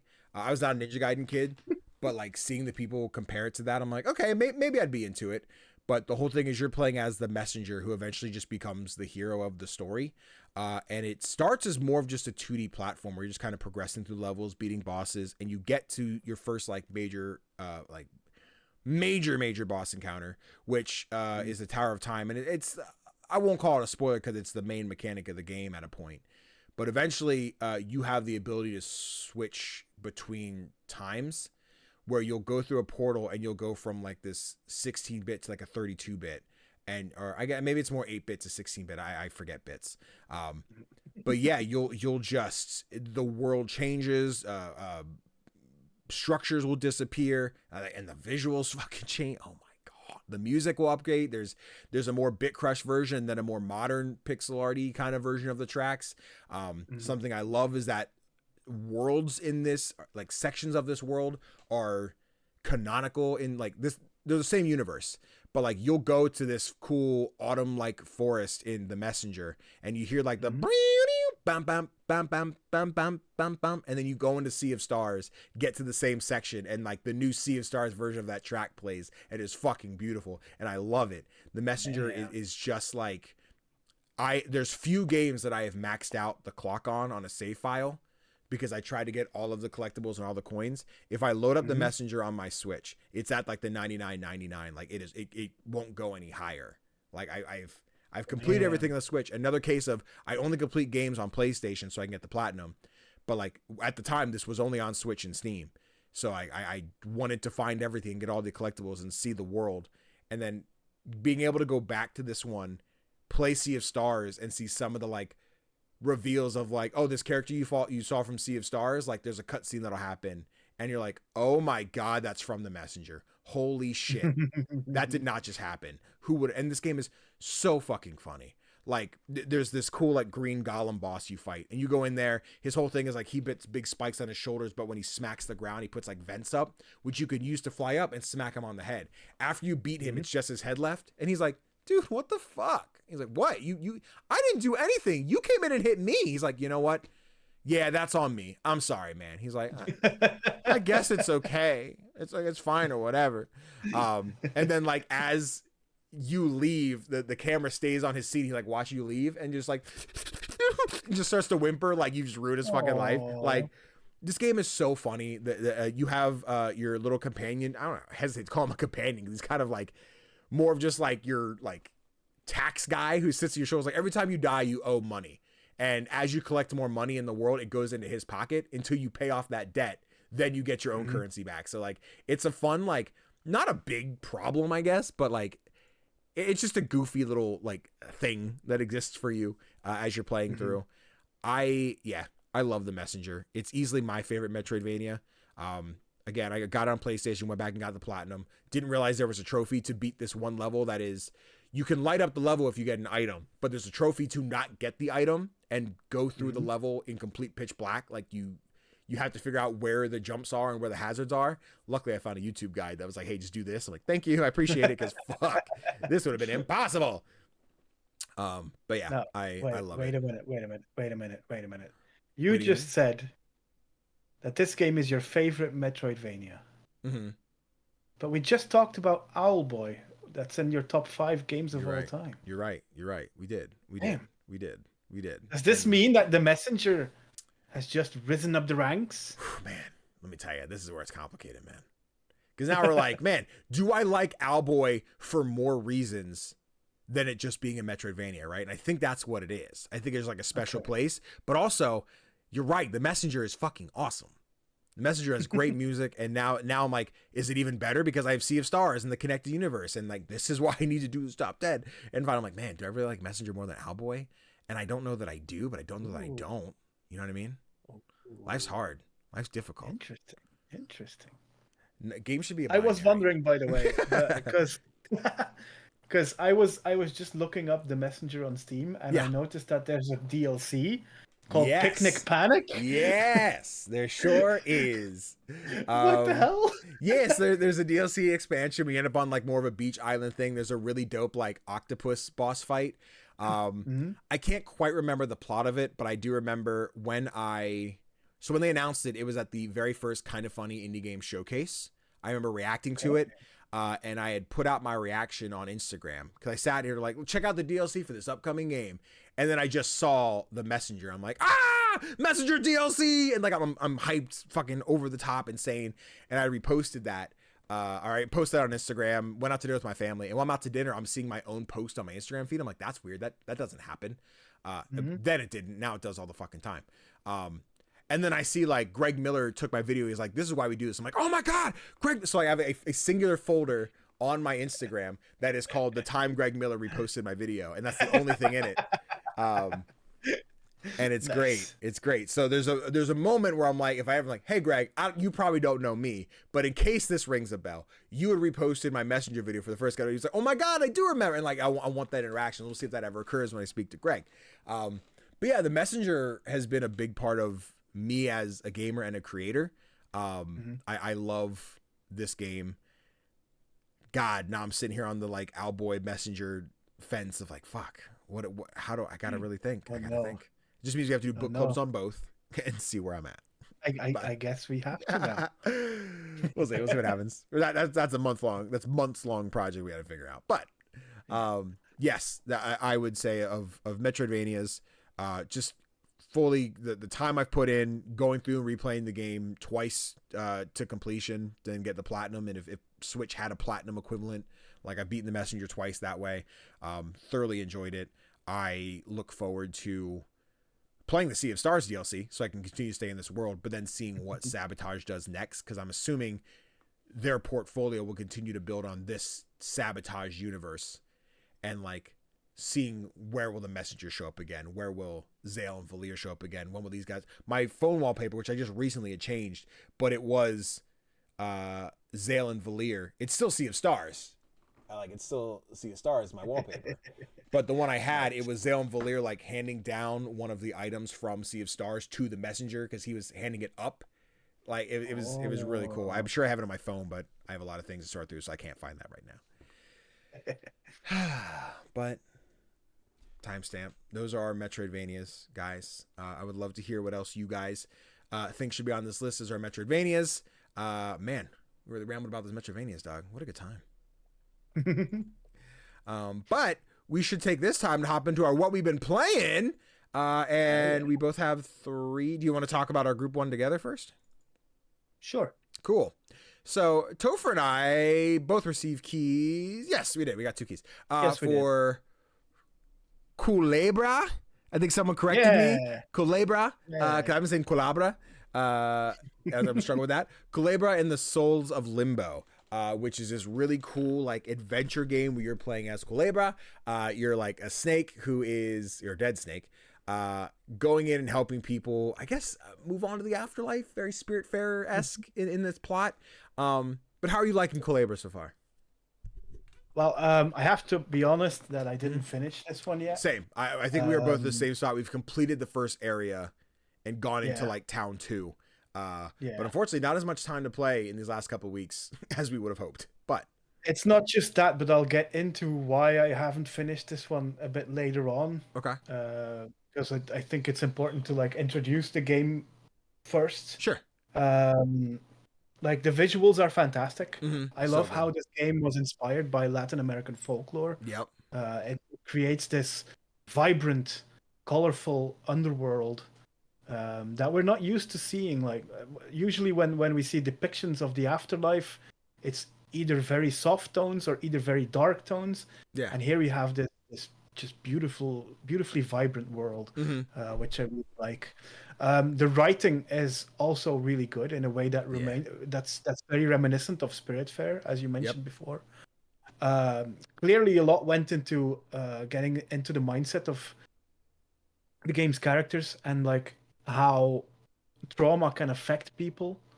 I really appreciate how they didn't lose track of like the smaller details of what trauma can do to a person and how people struggle with moving on from that trauma and leaving it behind. But I do have to say that gameplay felt like a bit of a struggle for me. Okay. I usually don't mind fetch quests, but early on in the game, you're doing quite a bit that bothered me a little. Interesting. For example, you're eavesdropping and entering people's houses or rooms without their consent. And I get that it's up to us as Kulebra to make sure that these people can move on to the afterlife properly. But I don't know, it made me feel a little uneasy doing these things. Like, who are you to be like the person to invade their space like that? I don't know. Maybe I'm overthinking it. It happens. I mean, I am an overthinker. But that really was what I felt at the time. Interesting. Yeah. Yeah. Another thing that. Go go ahead. Yeah, if you're go ahead. good. Okay, so I was in a spot right where I'm like, I don't think it's something that had crossed my mind. I don't think it was ever like thinking the game was, I was being invasive necessary. I think I just like video game, do quest, find the things that I need. Because for a little more context on like how some of the puzzles work is there's combat, but not really. It's dialogue based combat, like you're answering questions and stuff. But most of it is exploring and like talking to someone like, man, I could really use this one item. Or like in this first world, right? You're going to a flower shop that's run by a mother-daughter like duo. And the daughter's just like, hey, we have all these things. You can buy this first flower. It just costs some money. The second one's like, I don't have it. It's in our garden, but like it's been locked. I lost the key. You eavesdrop and find out like mom has been sitting on spoilers, I guess, if you're going to play the first chapter. Mom's been sitting on the key. So you have to initiate that conversation so that you as a character know where the key is. Then you restart the day and you go and you're like, hey, I think the key's under your mom. And then she stands up, you get the key, you can unlock the thing, get more items. So it is the thing of you sit on the bench to fast forward the day. So I'm like, I need to do this thing at night so I can talk to them, find this out, sit in the bench, wake up in the morning, reset the day and do that over and over again.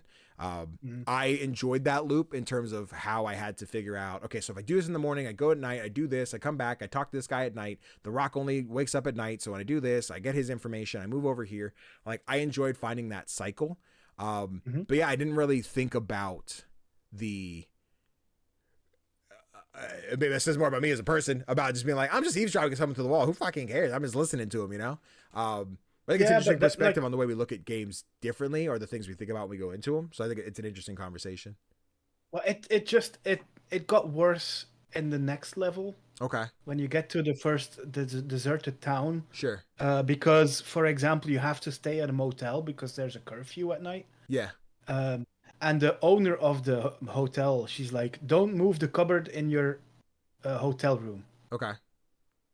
But then you do because it's a video game, so of course you do these things. But then you notice there's a giant hole in the wall. Yeah. And that giant hole in the wall leads to the hotel owner's room. Okay. And to progress the story, you need to go in there and take an item that belongs to her without her knowing. after doing that, you go back downstairs, you go to the bar next door, and all of a sudden the hotel owner comes in and she starts talking with the bar manager. And they're like, hey, we're having a conversation. Could you maybe just give us some privacy? Yeah. So you go outside, you go back to the motel, but the motel's connected to the bar. So if you go upstairs, you can go to an upper floor of the bar and just listen in on the conversation. Yeah. And you're supposed to do this because you can't advance the story otherwise. Right. But that's like two separate things where you do things without consent that I struggled with. And maybe I'm overthinking it, but it weighed on me.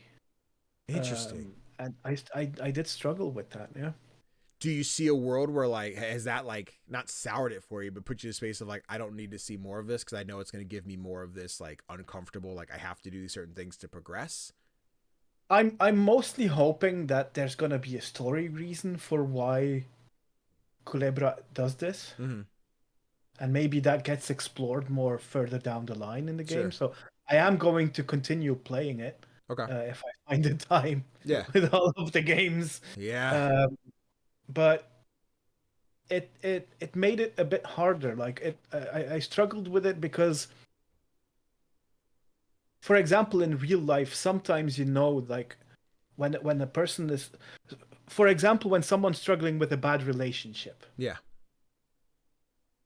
You can't, for example, go through the awful partner's phone to look for evidence that they're doing something wrong. Sure. So you can show that to your friend, because that's invading privacy. Mm-hmm. But at the same time, you know that it would probably be the right thing to do to get them out of that relationship. But yeah. Is this making sense? This comparison? Because I definitely see like where you're coming from and the perspective you have on it. It's interesting because again, like as I played through, this was a charming visual game. I'm like, oh, I just get to do the things to find the information that I need. Like it was never something that had crossed my mind as like, I guess like mischievous or like ill-intended. But I see that perspective now that you mention it. I can't say it's like, and again, maybe this is me as a person, as I'm like going back in, I'm like, well, that's the game. That's what I'm going to continue to do. Like, I don't think it will change the way I continue to play. And not that it could, obviously it's the way the game is built to progress. But yeah, interesting because I don't think I would have ever come across that had you not said something about the way you noticed it. It was just a silly cartoon. This is how we find the information that we need. And now I have it. So it's, I think it's really interesting because we didn't talk about this, our perspective of this game at all beforehand. So this is the first time hearing you like, oh yeah, I didn't feel comfortable about this thing. I'm like, very interesting. Not a place I was at mentally while playing it. So I'm interested to find out that you were. Yeah, but like I said, maybe I am overthinking it, but it feels like it deals with very adult subject matter really well. Yeah. But then it also includes that aspect, and I find it hard to like combine the two. Okay. Like they're so delicate with how they deal with trauma and stuff, but at the same time they're pretty invasive and almost manipulative at times. Do you think if we had a more like, because we have Kulebra, who's not really they're a character, but they don't really have a personality. I think they're more of like the husk that we pick the dialogue and the people around us do the talking. Do you think if they were more of a personality of like, this is a mischievous character, this is who they are, that would change the way you look at it? Does it make it feel more like you're the one doing the thing as opposed to the characters doing it? Like, is that maybe? Yeah. Okay. That's a great remark. I hadn't thought of that yet, but it makes sense. Huh. Yeah, really not the conversation that we having around this game. It was really interesting. This is not where I thought this was going to go. This is Another thing that I struggled with only a little, but I felt it worth mentioning, is the way time works in this game. Yes. Because in the opening level, Dead Valley, at a certain time, I was just doing an action, then skipping to the evening, performing an action, skipping to nighttime. There just didn't feel like there was enough to do within the part of the world that you were able to visit, which I thought was a shame because I don't like skipping time in games. Huh. Usually, Yeah. I love exploring, even when you're like your main quest is done for the time being. There's still stuff to discover and or people to talk to or anything. But I didn't have that feeling here. But That's maybe that's so just interesting. because it was the first level. I don't know. Yeah, and maybe because I've only beat the first level, I have no idea what's to come. I assume it would get more, expand upon more. But it was one of the things I really enjoyed about of the game, where like I would pop in and like the first couple of days are like days in game, right, where it's like, what do I have to do next? What do I have to find? It was me roaming around trying to find a new item or more pearls so I could buy the thing that I needed, or like how do I activate this rock, or go talk to the crow. He's like, could you get an autograph from the rock for me? I know you talked to him. And I'm like, okay, so I realize I have to talk to the rock at night. It's the only time to talk to him. So you do that, you come back, you do, I've had the conversation. There's nothing left for me to do tonight. I have to get to the morning. Like, I think it just became a structural, like, I know where I have to jump to when now, versus like, I think if you jump in, and I did play the demo, so I probably had some recollection of what I had to do as I was getting back into this game. I don't think I would roam around of like, there's nothing for me to do. This game is broken, or like I don't have enough knowledge. I think it was me like testing. All right, well, I think I've done everything I can do here. Let me move forward to the evening. Or if I explored enough, like the clock itself that progresses forward will eventually tick into what it needs to. So yeah, I think I really enjoyed the time traveling part. I'm one of those bastards that'll time travel in Animal Crossing because I've done all my tasks. Fuck that. I need to do tomorrow stuff. Damn right I do. Put a time limit on me. I did it in Cozy Grove too. Yeah. Damn. I ain't got time for waiting another day. You know how many games I got to play? I'm gonna turn on Cozy Grove every day. That's a personal thing then. Sure. I'm the kind of player who won't even fast travel in games. That's wild. That's crazy. This means I'm gonna walk all the way back to the start. Yeah, it's part of the experience. Crazy. Nah, fast travel me. I'm out of here. Blip, move. Yeah, no, this is such an interesting conversation to have, because there is I always want to harken to Paper Mario, but this game is not, outside of the visual style, like there's not very Paper Mario stuff about this. So like I have a buddy Travis who I'll usually like, you like Paper Mario, you should check out Bug Fable, or you're like here's a game like Born of Bread, like you'll like these because they're like it. This is one that I'm like, stylistically very Paper Mario, otherwise no comparison. Like I don't think I would recommend this to them. So I think anyone watching, because I think I put out my video like, it looks like Paper Mario. I'm like, very much in style, but like nothing else. Because this is more of the roam around, find the items, find two potions, mix them all together. If I make a potion that matches the color of the plant, I can like get rid of the shield on it, so I can cut it and do everything else. So there's a lot of different like puzzles to it that I think are really fun, and I'm looking forward to seeing what else comes out of that, because it is a very tutorialized like intro to the game of how do I figure out what I need to do, and I want to see how much more complicated that gets, where I do hit the point of like, I don't know what I need to do. I really need to just knuckle down and see, do I combine this with this and that with that, and like what items can I put together. Yeah. What insight we have on Kulebra? I am going to finish the game because I'm very curious to see what happens to the character of Kulebra himself. Yeah, for sure. If it, like, because at the start of the game you have no idea why you're the one who has to help others cross over. Yeah. Or why you are the one who doesn't feel the effects of time resetting with each start of each new day. Sure. So I'm curious. I'm gonna have to get over myself, I guess.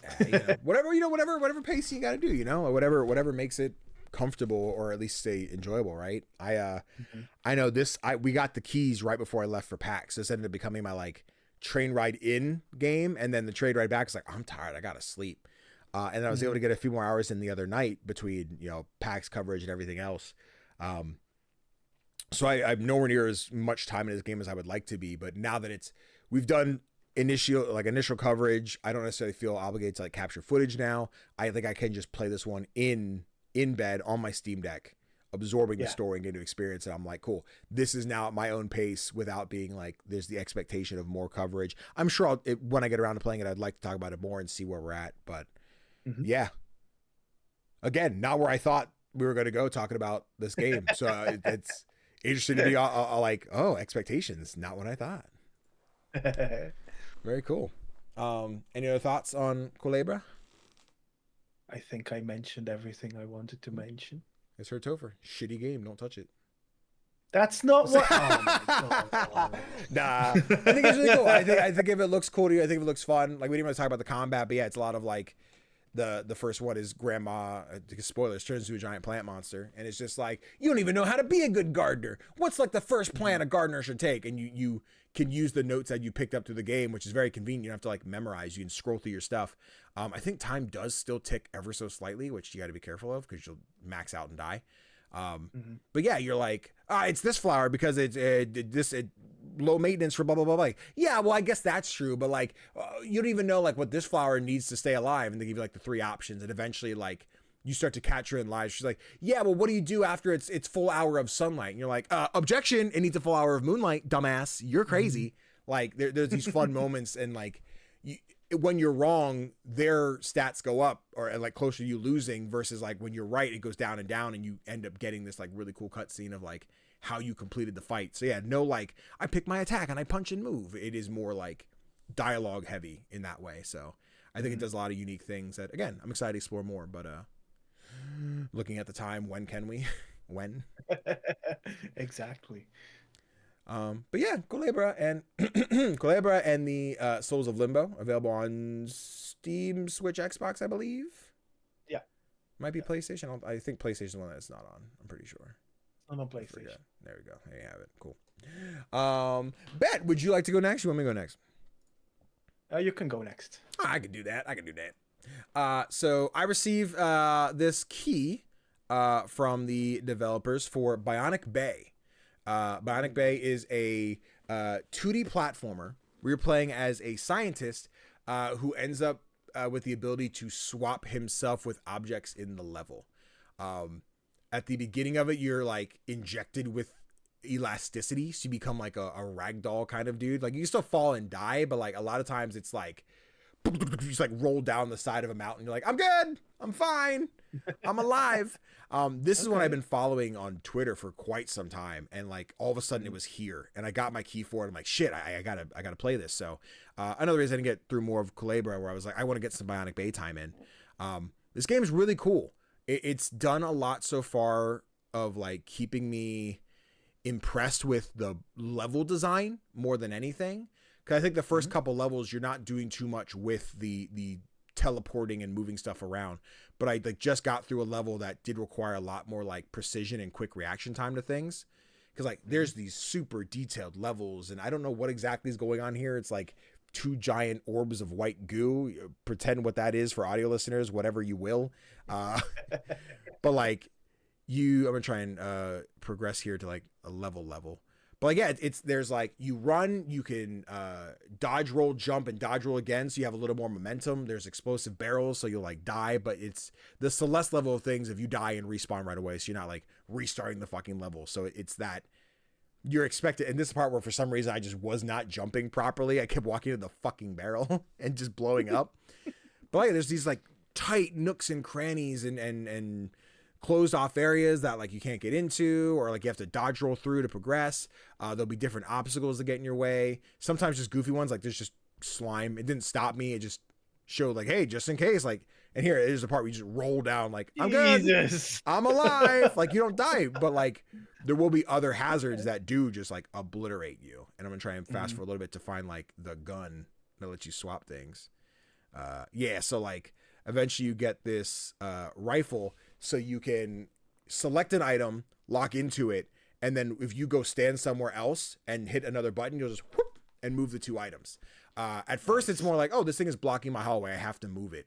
Eventually, it's like things are stacked on top of each other, so I have to like swap underneath, but they're like stacked to the ceiling. So you have to grab a thing on the bottom, swap, and now you're right under it, but then you have to dodge roll immediately after, so everything doesn't just fall on top of you. Or like there's lasers that are cutting through and they don't break the items, but they'll kill you. So you need to like connect with the item, let the conveyor belt take it. As soon as it passes, swap so that you turn into the item moves back. So you like progress through the level. I'm sure it gets a lot more intricate than that. The level I ended on was a lot of like multiple lasers. I got to dodge this way and move here. It's really interesting the way they handle the puzzles, because it is so just like not even original. Like if you've done puzzle platformers, it's very similar, but having new mechanics that kind of run on I think it's The controls are in front of me. I think it's square to like connect with something, L1 to swap items, and then it's just jump and dash with the different buttons. I did not know there was a retry button. That's good to know it's in the game when I continue. But yeah, the visual style is definitely like there's what I was talking about, like teleport under and then disappear so you're not getting like run over by stuff. Mm-hmm. I'm really enjoying the visual style, and I've not struggled. I struggled enough to be like, shit, I'm dying. I need to like beat this level, but not enough to be like, this game's too hard. I can't beat it. Yeah. I do see a world where it is the things are going to get a lot more hectic and a lot more crazy, where I'm going to have to be a lot more precise. These early levels have not been an issue for me, but I see a world where it's going to be that. I'm going to be like, fuck, I'm going to die again and again. But the game's really cool. I'm glad I'm have a chance to play it. It's one right now that I feel like I'm going to hop in for a couple levels at a time and then jump into some rivals or something. But yeah, I'm having a good time with Bionic Bay. Is it a basic 2D platformer, or is it more of a Metroidvania? So far, it just seems like a 2D platformer. It doesn't seem like any Metroidvania, but like we talked about the messenger that does that. We were like, I gotta explore it back. But yeah, it is just like, here's your level. Find your beat the level, move on. It takes you to the next one. If you go back to the menu, you have your level select. Which level do you want to replay? So I think it is more of just 2D platformer to it. No like Metroidvania parts. Okay. Yeah. It looks really cool. It reminds me of what was it called? The Swapper? Yes. Oh God, I forgot about the Swapper. Yeah, very similar. Yeah. But I like the look of this one better than I did the Swapper. Actually. Absolutely. I'm a big fan. So far, a lot of the levels I'm in are like factory underground, so very like dark and oranges and browns and stuff right now. But like I've seen the trailer, I've seen different levels that I'm sure I'll get to. I don't know how many more tools I'll unlock. I don't know if I've kind of seen the whole kit and now it's like this is what I should expect as I progress forward. But yeah, there's a style to it that's really cool and unique. And I don't know how well this one's doing, like just critically. I haven't really seen anybody else talk about it. But I'm having a good time. Okay. Well, I gotta see more if I got some video watchers where I'm like, cool, I got it, and I move this box, and then I fucked up. And I think I do this maybe 2 more times. I'm like, oh, I need to move the box only a little bit so it keeps holding itself up. No, I did it right away. I'm really good. And that's because like my ass, like, cool, if I teleport under, it just squishes me. So but again, that's the Celeste, and that's always the one I harken it to, the like, yeah, I fucking got squished again. The like, cool, I died because I fucked up, but I now have the chance to immediately go like, cool, this is what it is. This is how I redo it immediately and know that I'm not going to fuck it up again. Or if I'm going to fuck it up again, it's because I was thinking slower than I was acting, or, vice versa. So, yeah. It looks like a real Danny game. Yeah, I think it is a real Danny game. I'm having a good time with it. I think this one is Steam and PlayStation, I believe. I don't know if I've seen it anywhere else yet, but yes. Shout out to the team for getting me a key. I appreciate it. Bionic Bay. Steam and PlayStation. Bet. Hey, take that, Xbox. Stupid Switch. But timestamp. Tofr, what you got for me? I reached out to a dev, and they provided me with a key for Without a Dawn. Oh yeah. Now, this game is special to me. Okay, I'm very interested. So because you stream this game the other night, your VOD's up on YouTube now, so people want to watch you play it. It's up there. You can see it. You're on here. You're just hidden behind me. So I'm very, because I got to watch a little bit as I was going out to a doctor's appointment and everything. So I'm really interested to see what this one is. I just want to mention you were kind enough to share on your story that I was streaming, and you were like, you're counting fingers or something. I don't know. Dolly's like, how many fingers am I holding? I'm like, I don't know. And I was like, I guess you just guess. I joined in late enough where I don't know what exactly the mechanics are. So I pick a number, I suppose. Oh, you had to guess. Cool. But yeah, this game is created by Finnish developer Jesse Makkonen. Okay. Who is the same person who created the Distraint series, among other things. And it's an absolutely beautiful visual novel, with just phenomenal pseudo ASCII art. Okay. And while the art style was the thing that drew me to this game, it's the writing that planted its hooks in me. Yeah. And just won't let go. Even now, days after I finished the game, I still spend time daily thinking about it. Hell yeah. It kind of reminds me of Many Nights of Whispers in a way. Okay. In a way. The game I talked about recently in an episode. Mm-hmm. It's another game that won't take up too much of your time because I finished it on stream in about 90 minutes, I think. Okay. But its story is so well worked that it leaves a lasting impression. Fuck yeah, dude. So basically, you play as a young woman who has escaped to a quiet cabin in the woods to get away from her own thoughts. She has come there to seek silence and solitude, but the game asks the question, what if the silence and solitude seek you back? Oh. The game handles really sensitive subject matter with strict trigger warnings if you're sensitive to subjects like depression, anxiety, hallucinations, and self-harm. But I have to say the game does handle these things in a phenomenal way. What surprised me most is that mental health issues can be absolutely brutal, Right. visceral even, but the game manages to show those sides without losing sensitivity. It's even delicate at times in the way it shows how these problems manifest. I'm not going to spoil any of the story here because as it's a short game, you have to like explore it for yourself. Yeah. But what I can say is that as someone with my own mental health struggles, as I have mentioned many times before here, I recognized a lot here. The way that depression will lie to you, the way that anxiety will gaslight you, and the way you start looking for answers or solutions where there might not, in a place where none might be found. Mm-hmm. It's just, it's amazing. This young woman tries to figure out whether to trust her gut or rationalize everything away. Yeah. And as someone who has both the mental health struggles but also access to therapy, that struggle is between trusting your gut or rationalizing everything. That struggle is real. So yeah, I adore this game. It's such a special experience. It's not really a game. Like the only real influence you have is a couple of dialogue choices. Sure. But it's an experience, and if you like your games to talk about more sensitive subjects, to talk about really complex feelings, then this is definitely a game for you. Okay. Yeah, it looks like you said how long? You said like 90 minutes to beat. There's a Yeah. Okay. Yeah. I'm definitely interested because there's something, not quite, but sort of, kind of. I was watching like the gas mask guy where I'm like, there's something very Inscription about this, with just dude in the middle of the screen staring me down. That felt like really ominous, and like I'm only getting clips of dialogue, right, of like how much is being said, but I'm interested. Yeah. Like it seems like a rainy day, quick knockout in the afternoon type of game that I think seems really chill. Maybe not chill, maybe not the word, but I would recommend playing it at night and with headphones. Yeah.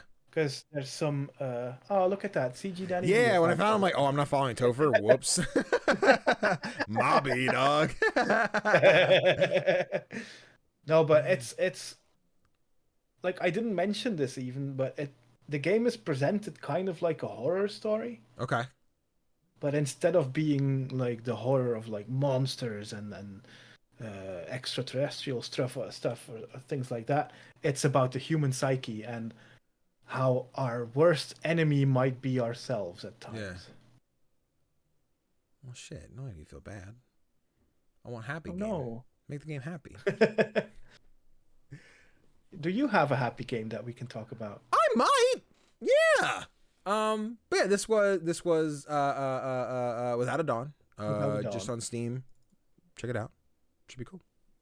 It's only about $7 as well. So. Oh, dude. Simple, dude. That's a cup of coffee. Starbucks, who needs that? Go play your game. That'll wake you up. Exactly. Or make you really sad. But yes, happy game. I do have a happy game that I did not receive a key for, but I received an email like, hey, check out our demo. And this game is called Ship Inc. It is this cute, like, packing simulator type of game that I really fell in love with by the design and got to play probably like an hour-ish of yesterday. But it is this simulation. The conveyor belt comes in with the packages. You let me go to the next one because this is me trying to figure out the fucking game because I didn't read the instructions. This is me doing the tutorials. I'll skip over that. But yeah, so like the conveyor belt will come in with like the packages for the day. You open these boxes, take everything out, recycle the boxes, and then you have like shipping labels of like, all right, this one needs these pieces of clothes, this piece of this. You pack it all up, you tape it shut, you put the labels on. If there's fragile things in it, you have to make sure you wrap those fragile things in bubble wrap. Once you wrap it in bubble wrap, you put it in. You have to make sure you put the fragile label on the outside. Like make sure this box is made perfect. You put it back in the conveyor belt. If it's all right, you get paid for the day, like for that item. If you mess it up, you get deducted because like you didn't put the fragile label on, or you didn't wrap the thing in bubble wrap, or you didn't put the right packing label on, so like it's incorrect. So you lose some money. And then once you're finished with packing for the day, you load it in the truck, and then you go about your day. But you can go to the shops where you can like, oh cool, I need to buy more boxes, I need to buy more tape, I need to buy more labels, I need to buy more bubble wrap or whatever. Then you go home. Once you go home, there's like a, hey, don't forget to pay your electric bill. So whatever money you made from work, you pay the bill. Aww. You recycle the day. I think this is really cute and really charming, and I think it's a fun game. I think I just lost any like magic or luster on it after like the 5th day. And maybe it takes too long to get going to like add anything new. But I went through 10 days. I'm like, maybe I'll see something new pop up, right? Like I was waiting for that unpacking moment of like, I got a narrative beat that maybe wasn't directly given to me, but I was able to absorb something in this world that like changed the pace for me. Yeah. But it is really the menial, like you're doing, I put the thing in, I put the thing in, I put the thing in, close the box, ship it, pay the bill, go again. And like, there wasn't a lot that felt diverse early on. I did play on normal mode. There's cozy. I think it's simple or cozy. There's normal, and then there's rush hour. I think rush hour is where I think a lot of gamers are going to want to like experience this game in. But really the only penalty you get is by fucking up the package. If you don't put everything in, if you don't put the labels on, like you lose the money and everything for that. If you go to rush hour mode, you get a timer. There's like a little clock that sits on your stand here that will be like, you have 20 seconds to do this first day, which the box comes in, you rip it open, you take the stuff, put it in a box, seal it, put it back in the conveyor belt, time. Like it's like a fucking chess match at that point. We want to hit the thing. I was able to get through the first day with like 2 seconds left. The second day, like you get a minute and a half. I'm like, oh, I could do that. By the time I finished the first box, my time was up. And you still have to finish the day, but now you cannot get paid because you took too long. Oh, so, no. Like, if you have any money, you still keep that money. You don't lose that money that you've earned. But as you go to pay your bills, you're losing money and obviously have no money coming in. So you have to make sure you're not fucking that up so that you can actually keep an income. And I don't know what a fail state looks like because I haven't run out of money, because that would require me to do like 5 or 6 more days to lose all my money. But yeah, I think this game is really cool. It's really fun. I think if you are ready to just sit down and do like 5 days in games of the packing and the menial task of it, I think you're going to enjoy it. I think as someone like myself who always like, I see this, I'm like, ooh, is this going to hit like unpacking? There's just not enough, at least where I got to. Maybe this changes. Maybe it's like, hey, once you get to day 15, you're really going to see it. Where I'm at right now, it's just been, I pack the stuff and I pack the stuff again and I pack the stuff again and I pack the stuff again. And it's oh no, it is just kind of the chore of it. And like, there's nothing necessarily wrong with the chores in video games. If that's what you want from your game, you get it. I just feel like I want a little more than that. And what I've played of the demo has sufficed what I wanted out of this game. And I don't think I need any more. There's a few other things that like the game did not teach me. I had to figure out my own, like clothes have stains on them. And I'm like, okay, I don't know that. Like, I thought I would progress further and like unlock a sponge so I can make more money by doing that. It turns out you just have to right click on it and then you get a sponge to squeegee it. You can clean the clothes and you get additional money for cleaning the items before you ship them, which is nice. But I didn't know that because the game didn't tell me that. Or if it did, it was in the tutorial that I completely missed. I'm just like, I'm not sure what to do with these dirty clothes. And once I did, it's like, here's $6 for cleaning this one. Here's $7 for cleaning this one. And yeah, it's weird because I could sit here and find the joy of just doing the mobile game task of moving the shit around and getting it done. But it felt like on normal mode specifically, where it was like, hey, if you run out of money, you're going to lose. I'm like, I don't think I have to worry about that. I'm not whiffing this enough. I'm not packing the wrong things. Even when I pack something wrong and I forgot to put the right label on, like I lose $30 maybe. And then I finish the package and I end up getting $130. So I'm like, okay, I made $100 even if I fucked up. So like, it's still, I make it. And there's like a thing I think to buy the house is like $3 million. And like I'm at $1,000, but I got to spend $300 on my bills today. I made another $200. I got to spend $50 on my phone bill. So like the numbers are really small where it doesn't seem like things are changing. And based on the pace of it, it seems like I'm going to have to do like 100 days to see some like major change in like the pacing of it. And I think that's where I'm like, I don't think I have that much desire to play more of this to see something change if the pacing is kind of like this the whole time, you know? Yeah, I get that. Yeah. So it's the weird thing of like, people will love this. I think if you just want to do the task of packing stuff, if you like the mobile game of like, here's all the items, put them in the box, and you can just do that nonstop, pop off, you're going to love it. I just know for me, once I hit day 10, I'm like, I'm not getting enough out of this to like look forward to playing the full thing. And if it happened, the devs like, by the way, just because you know, day 15 is when you're going to see like, it's going to get crazy. And I'm like, okay, give it a couple more days to try it, find out. But yeah, right now I'm satisfied with what I played. It's one of those like, cool, we went laser tagging today and we spent our money and I had my days of fun and I'm good. And I think I had my day of laser tag with this game and I don't need to go play again, you know? Okay. But this has me slightly worried because it's made by the same people who were making Cozy Organizer, which is something I was excited for. Okay. But if it's just, it mentions that Cozy Organizer is also just a sandbox organizing game. Yeah. It's and maybe it's again, it's if you see the gameplay and like that's all you want out of it, if that's what you can get and have fun with it, you're good. I think you're golden. Yeah. I think if someone's watching, it's like, wait, this looks really fun, Danny. Go for it. I think it comes out. Yeah. I think this one's in June. I think I recall. I think I added to my June releases script somewhere. Yeah, June 23rd. Cool. Yeah, so it's like a month out. So I don't see a world where the gameplay changes drastically from here to then. But yeah, it is big mobile game energy, which isn't a bad thing. I don't want to sound like I'm like, oh, it's like a mobile game. It's just, it's simple in that way. And I think, yeah, if you want more out of it, it's hard to find that. Yeah, it's also weird that I'm just checking out the Steam page. Yeah. And the full game releases with 40% off. That's a big discount. That is a big discount, right? Is it usually 40% off for the launch sales? I think it's usually like 20 or something like that. Usually it's 20 or 15 or even less. I mean, pop off. I don't know how much the game's going to be. Like we just talked about Without a Dawn, and you're like, that's $7. I could see this being in that $5 to $7 range, but I really don't know. I can't. A war where they're like, yo, $20 release. I'm like, ooh, guys, no. I think we missed the mark. I think we missed to realize how much this game offers. But yeah. Like I said, it's so weird because it sounds like such a negative review, and it's not negative. The game is fine. The game, if you like what this game offers, it is very much that. This isn't a like, from what I've seen, and again, maybe it changes on day 15, the magical number I keep mentioning. I don't know. But it is, if you're into the packing stuff, the unpacking a box, repacking a box, sending it out, like you're going to get infinite amount of that. It's going to be great. But yeah, I don't think I'm getting enough from what I play this demo to want to play anymore. I'm just taking a further look at like the developer on Steam, and like they've released a game in February, 2 games in February, sorry. A game in March, a game in April, 2 games in April.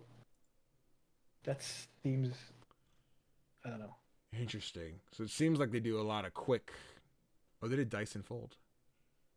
Yes, they did, and Pairs and Perils. Interesting. Yeah, it looks like they're doing a lot of like small experiences that seem to just kind of hit a small itch, and like these are. I mean, I'm looking at some of these. I'm like, that's $12. That's $20.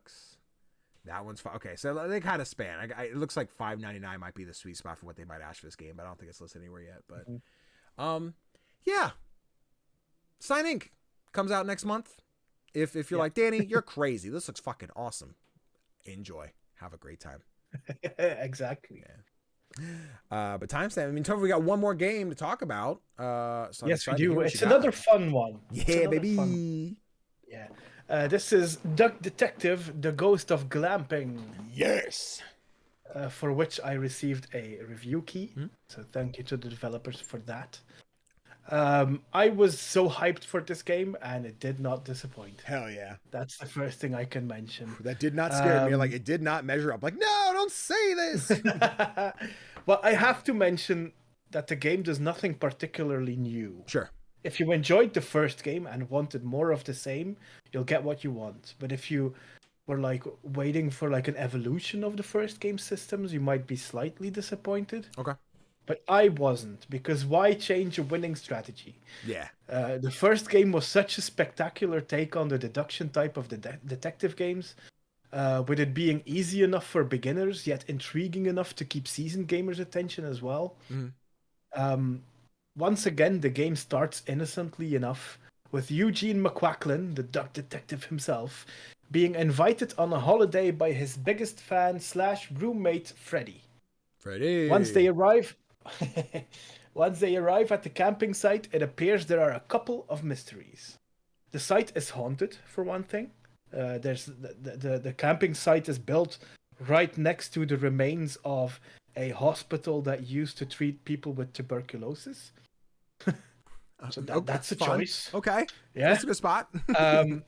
It also appears that there is a secret VIP staying at the camping spot who cannot be disturbed.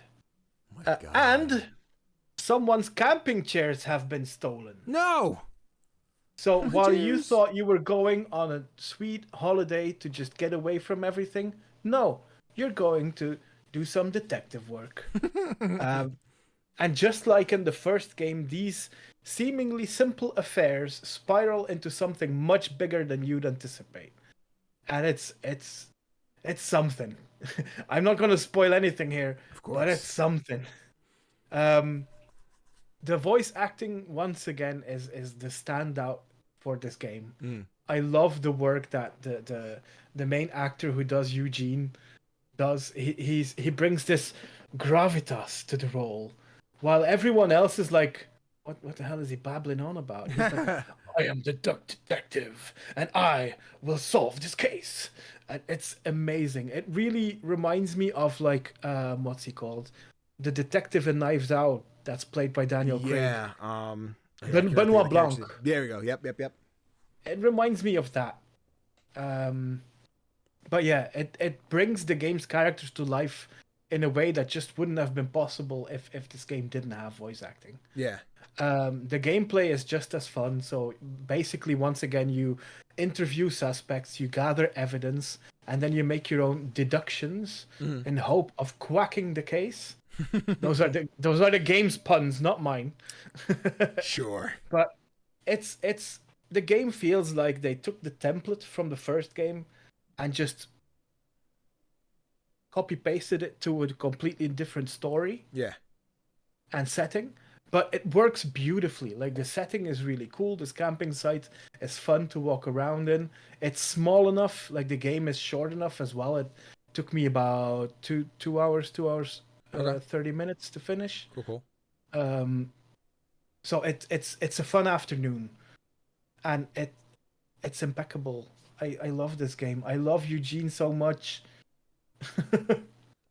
I'm excited because we talked about Duck Detective, the Secret Salami last year, right? And yeah, I was like, I love this. If this becomes like a mini series, because the games are short, I assume there's obviously development's not easy, but they seem to be becoming more drag and drop in the way of like, we build the story, we build the mechanics, we build the lore, we put our characters in, we voice act, etc. So like, if this becomes this cycle of we get 2 to 3 Duck Detective games every year, like we're like, cool, here's a little mini series. Like, this is a Knives Out universe where like we have 6 of these games in the coming years. I'm like, cool, there's all these different spots. I can see a world where they're like, let's make Duck Detective. Where do we want to start? And they started with, we have Salami or we have Ghost. Where do we want to do? We're like, let's just go Salami, and we'll like build Ghost on the side. So this had a quick turnaround to see how they could go.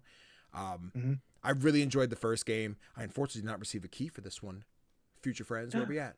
What's wrong? No. You don't like me anymore? No. Are we not future friends anymore?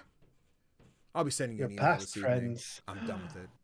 I'm about to say I'm gonna put past friends in my resume. But I am looking forward to playing this one. I thoroughly enjoyed the first one. I forget again which showcase it was. It's always the funny question when we see these games. But we saw the announcement for the second one. I'm like, let's go, baby. We're getting another one. And hell yes. Let's listen. It might be too soon. We have the Wholesome Direct next month. Be really cool if we saw a third Duck Detective there. riding the hails the second one. I doubt it. It's probably not happening, but it'd be cool. It'd be a place for it. I'm only gonna say this. Mhm. Don't skip the credits. Got it. You heard him, team. Don't skip the credits. Don't skip the credits. Hell yeah. I'm very excited. I'm glad to hear you're so high on this one. I weirdly enough just came to my mind, like I compare these to like the Sonic movies, where like if you care about the Sonic movies, you love the Sonic movies. I think a lot of people, if you don't care, like, why do they keep making these? Like, because we like them. I'm not even a Sonic guy like that. I just really like Ben Schwartz and Sonic. I like these movies. I enjoy them. And like there'll be people like, there's another Duck Detective game. There sure is, and I'm very excited that it still exists. I'm glad they keep making more. So absolutely. Again, we're in the spot of like, where's the time? When can I get like 2 hours to knock this one out? Because I still got to finish one shot for next week. But yeah, I think it'd be fun to fun to make some time and play some Duck Detective when I can. Maybe a stream sometime in the coming weeks of, hey guys, Duck Detective night. Yeah, this could be a fun one to play with an audience. Yeah. Plus they can help me when I'm like totally missing. So I'm like, Danny, you didn't think about this? I'm like, of course I did. Great time. Oh, hell yeah. Detective. Hell yeah. Yeah. Then a timestamp. Guys, that was Duck Detective and the Ghost of Glamping. Be sure to check that out on, I think, is that everyone? Everything? Steam, Switch, PlayStation, Xbox? Let me quickly check because I forgot. For sure. It is PC and PC. Oh my god, you can get it on 2 different PCs, guys. Yes. But I'm gonna redo my time so I think I did it too early. But hey, we're going long, so let's do indies releasing this week. Hold on, let's my dock back over here. I have it on the fucking other monitor. Oh wait, it's on Switch as well. And Switch. I knew it. PC, and Switch. These are the indies releasing from May 22nd to May 28th. We have City Tales Medieval Era coming on May 22nd for PC and Early Access. We have Teenage Mutant Ninja Turtles Tactical Takedown on May 22nd for PC. We have Linked Banner of the Spark coming on May 22nd to PC in version 1.0. We have Sadap, A Culinary Adventure on May 22nd for PC. Sticky Business Book of Shadows DLC for May 26th on PC. We have Paper Clay, I didn't realize that was coming out already, on May 27th for PC. Pipistrello and the Cursed Yo-Yo on May 28th for PlayStation, Xbox, Switch, and PC. To a T on May 28th for PlayStation, Xbox, and PC. Trash Goblin on May 28th for PC and in version 1.0. As We Descend on May 28th for PC. And Kabuto Park on May 28th for PC. Tofr, dangerous question to ask. Any of these you're looking forward to? About half of them. Yeah. I mean, the Teenage Mutant Ninja Turtles one is looks really cool, and I played the demo for it, and it was so much fun. It's turn-based. It's turn-based tactics, but Ninja Turtles. Hell yeah. I will always play anything Sticky Business related. Yep. Because I love that game. Trash Goblin, I have about 40 hours already in the early access. Yeah, so I'm really excited for that one. As We Descend is another amazing looking roguelike deck builder that I can't wait to play. And Kabuto Park as well. Yep. Another game by Dude. Where you catch bugs to make them fight each other in card-based battles. Hell yeah. Also Echo Ninja Turtles. I didn't get to play the demo for that one, but we talked about during Next Fest and I thought it looked cool, so hoping to get a key for that guy. Linked Banner of the Spark. I got to play at PAX. It was the first dev interview I did that weekend. Very cool game. Roguelike. One of the big things they have is like convenient progression where like if you join a friend and you beat a boss together and et cetera, like you unlock characters in their world. Once you beat that boss, if you do it early and you get to that boss in your world, it's already completed. Like you don't have to redo it because you've already done it once, but you can go redo boss fights for XP and whatnot. There's the whole city building mechanic where you can have 6 people building your city and everything, but then you have 3 people on runs. So I was really impressed by that one. Link looks really cool. Sadap, I played a demo for a while back, the Culinary Adventure. It's like a more story based, like Overcooked, where you're running around and, grab the chicken egg, bring it over here, crack it open, let it cook, run back around, grab the stuff you need. Like it is very much that. And I think for me, that seems like a single player experience for Overcooked that I would like. So I think if you're like, I want to play Overcooked alone, Sadap's the one to do. And then Pipistrello and the Cursed Yo-Yo. Wanted to play that at PAX last year. The line never ended. They dropped the demo on Steam. I was super impressed. This very Game Boy Advance style adventure game where you have like a yo-yo that has all these different upgrades. You can throw it out and it'll ricochet off of walls and eventually hit something, or use it to swing across gaps and Pipistrel's a banger. And then yes, Trash Goblin looks really dope. I'm glad it's finally hitting 1.0. So many games to play. Will we ever get to them? Probably not. We didn't even mention 2 a T, which is the new game by the creator of Katamari Damacy. Yep. So yeah, sure. It's insane. What a month. What a month. It's nuts, dude. So much to play. But as we round out the episode, onto our indie spotlight, let's talk about some games that deserve some more attention that you maybe haven't heard of or want to jump onto. And is this game out? Is it 1.0 now? I have the Steam page. I don't see it. Okay, interesting. I want to talk about Hell of an Office, which is a very neon whites esque like first person platformer. I wonder if Steam will play the trailer. That'd be really cool. Oh, the full release date was October 3rd. Shit, I didn't realize. I thought that was still the early access because we played this at PAX last year in early access. I didn't realize it came. So I own it. I didn't realize it was full release yet. But yeah, you start your job at this new place and you're fighting through hell.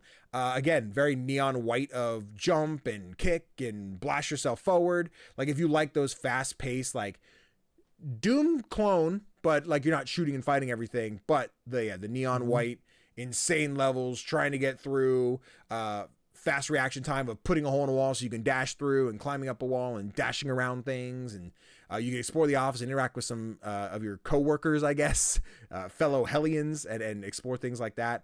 I don't know too much of the narrative yet because, again, I played early access and didn't realize it was in 1.0 yet.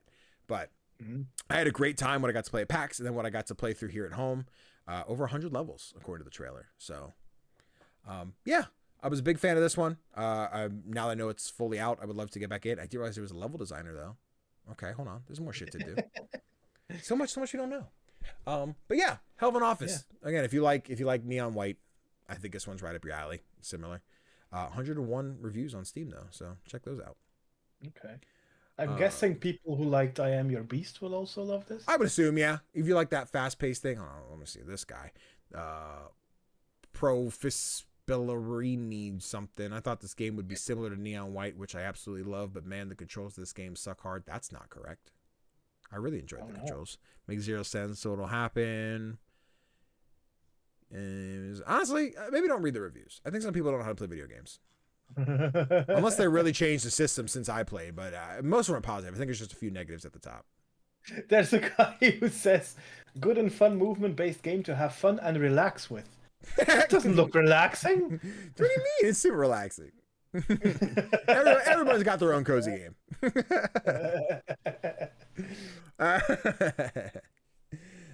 up this one. Bet. And I think timestamp. And with that, ladies and gentlemen, boys and girls, thank you so much for joining us for this episode of Playlog Podcast. Tofr, little scrinklies want to find the internet. Where could they go?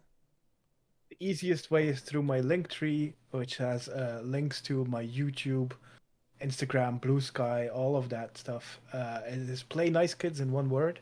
Oh, yeah. And also check out SoManyGames.co.uk, where I and the other reviewers write reviews, as you would expect. Absolutely. I guess one of your colleagues was at PAX that I had no idea. I think they're in the Discord with me for like the PAX attendees, and I was like, oh, cool. I didn't know who you were. I'm wondering if I talked to them and just didn't realize they were so many games. I'm like, oh, shit, I didn't know. Yeah, I had no idea until afterwards that someone was there from our team. Damn, crazy. Didn't even say hi to me. Wild. A few other quick reminders. Don't forget, go play One Shot this week. We're doing our podcast next week. We'll be live on Twitch. And then, of course, on YouTube at the regular time. If you haven't seen it yet, we did drop our 6-1 into reaction earlier this morning. So if you want to see us react to the showcase and see some dope games like Redacted and Redacted, go check that out. Yeah.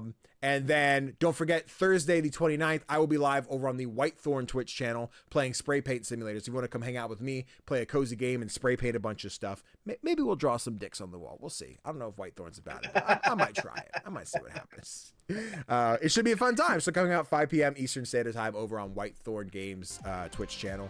And with that, we got other shit to do. So let's wrap this up. So bye, guys. Like, comment, subscribe, leave a 5-star review. You're beautiful. Mwah!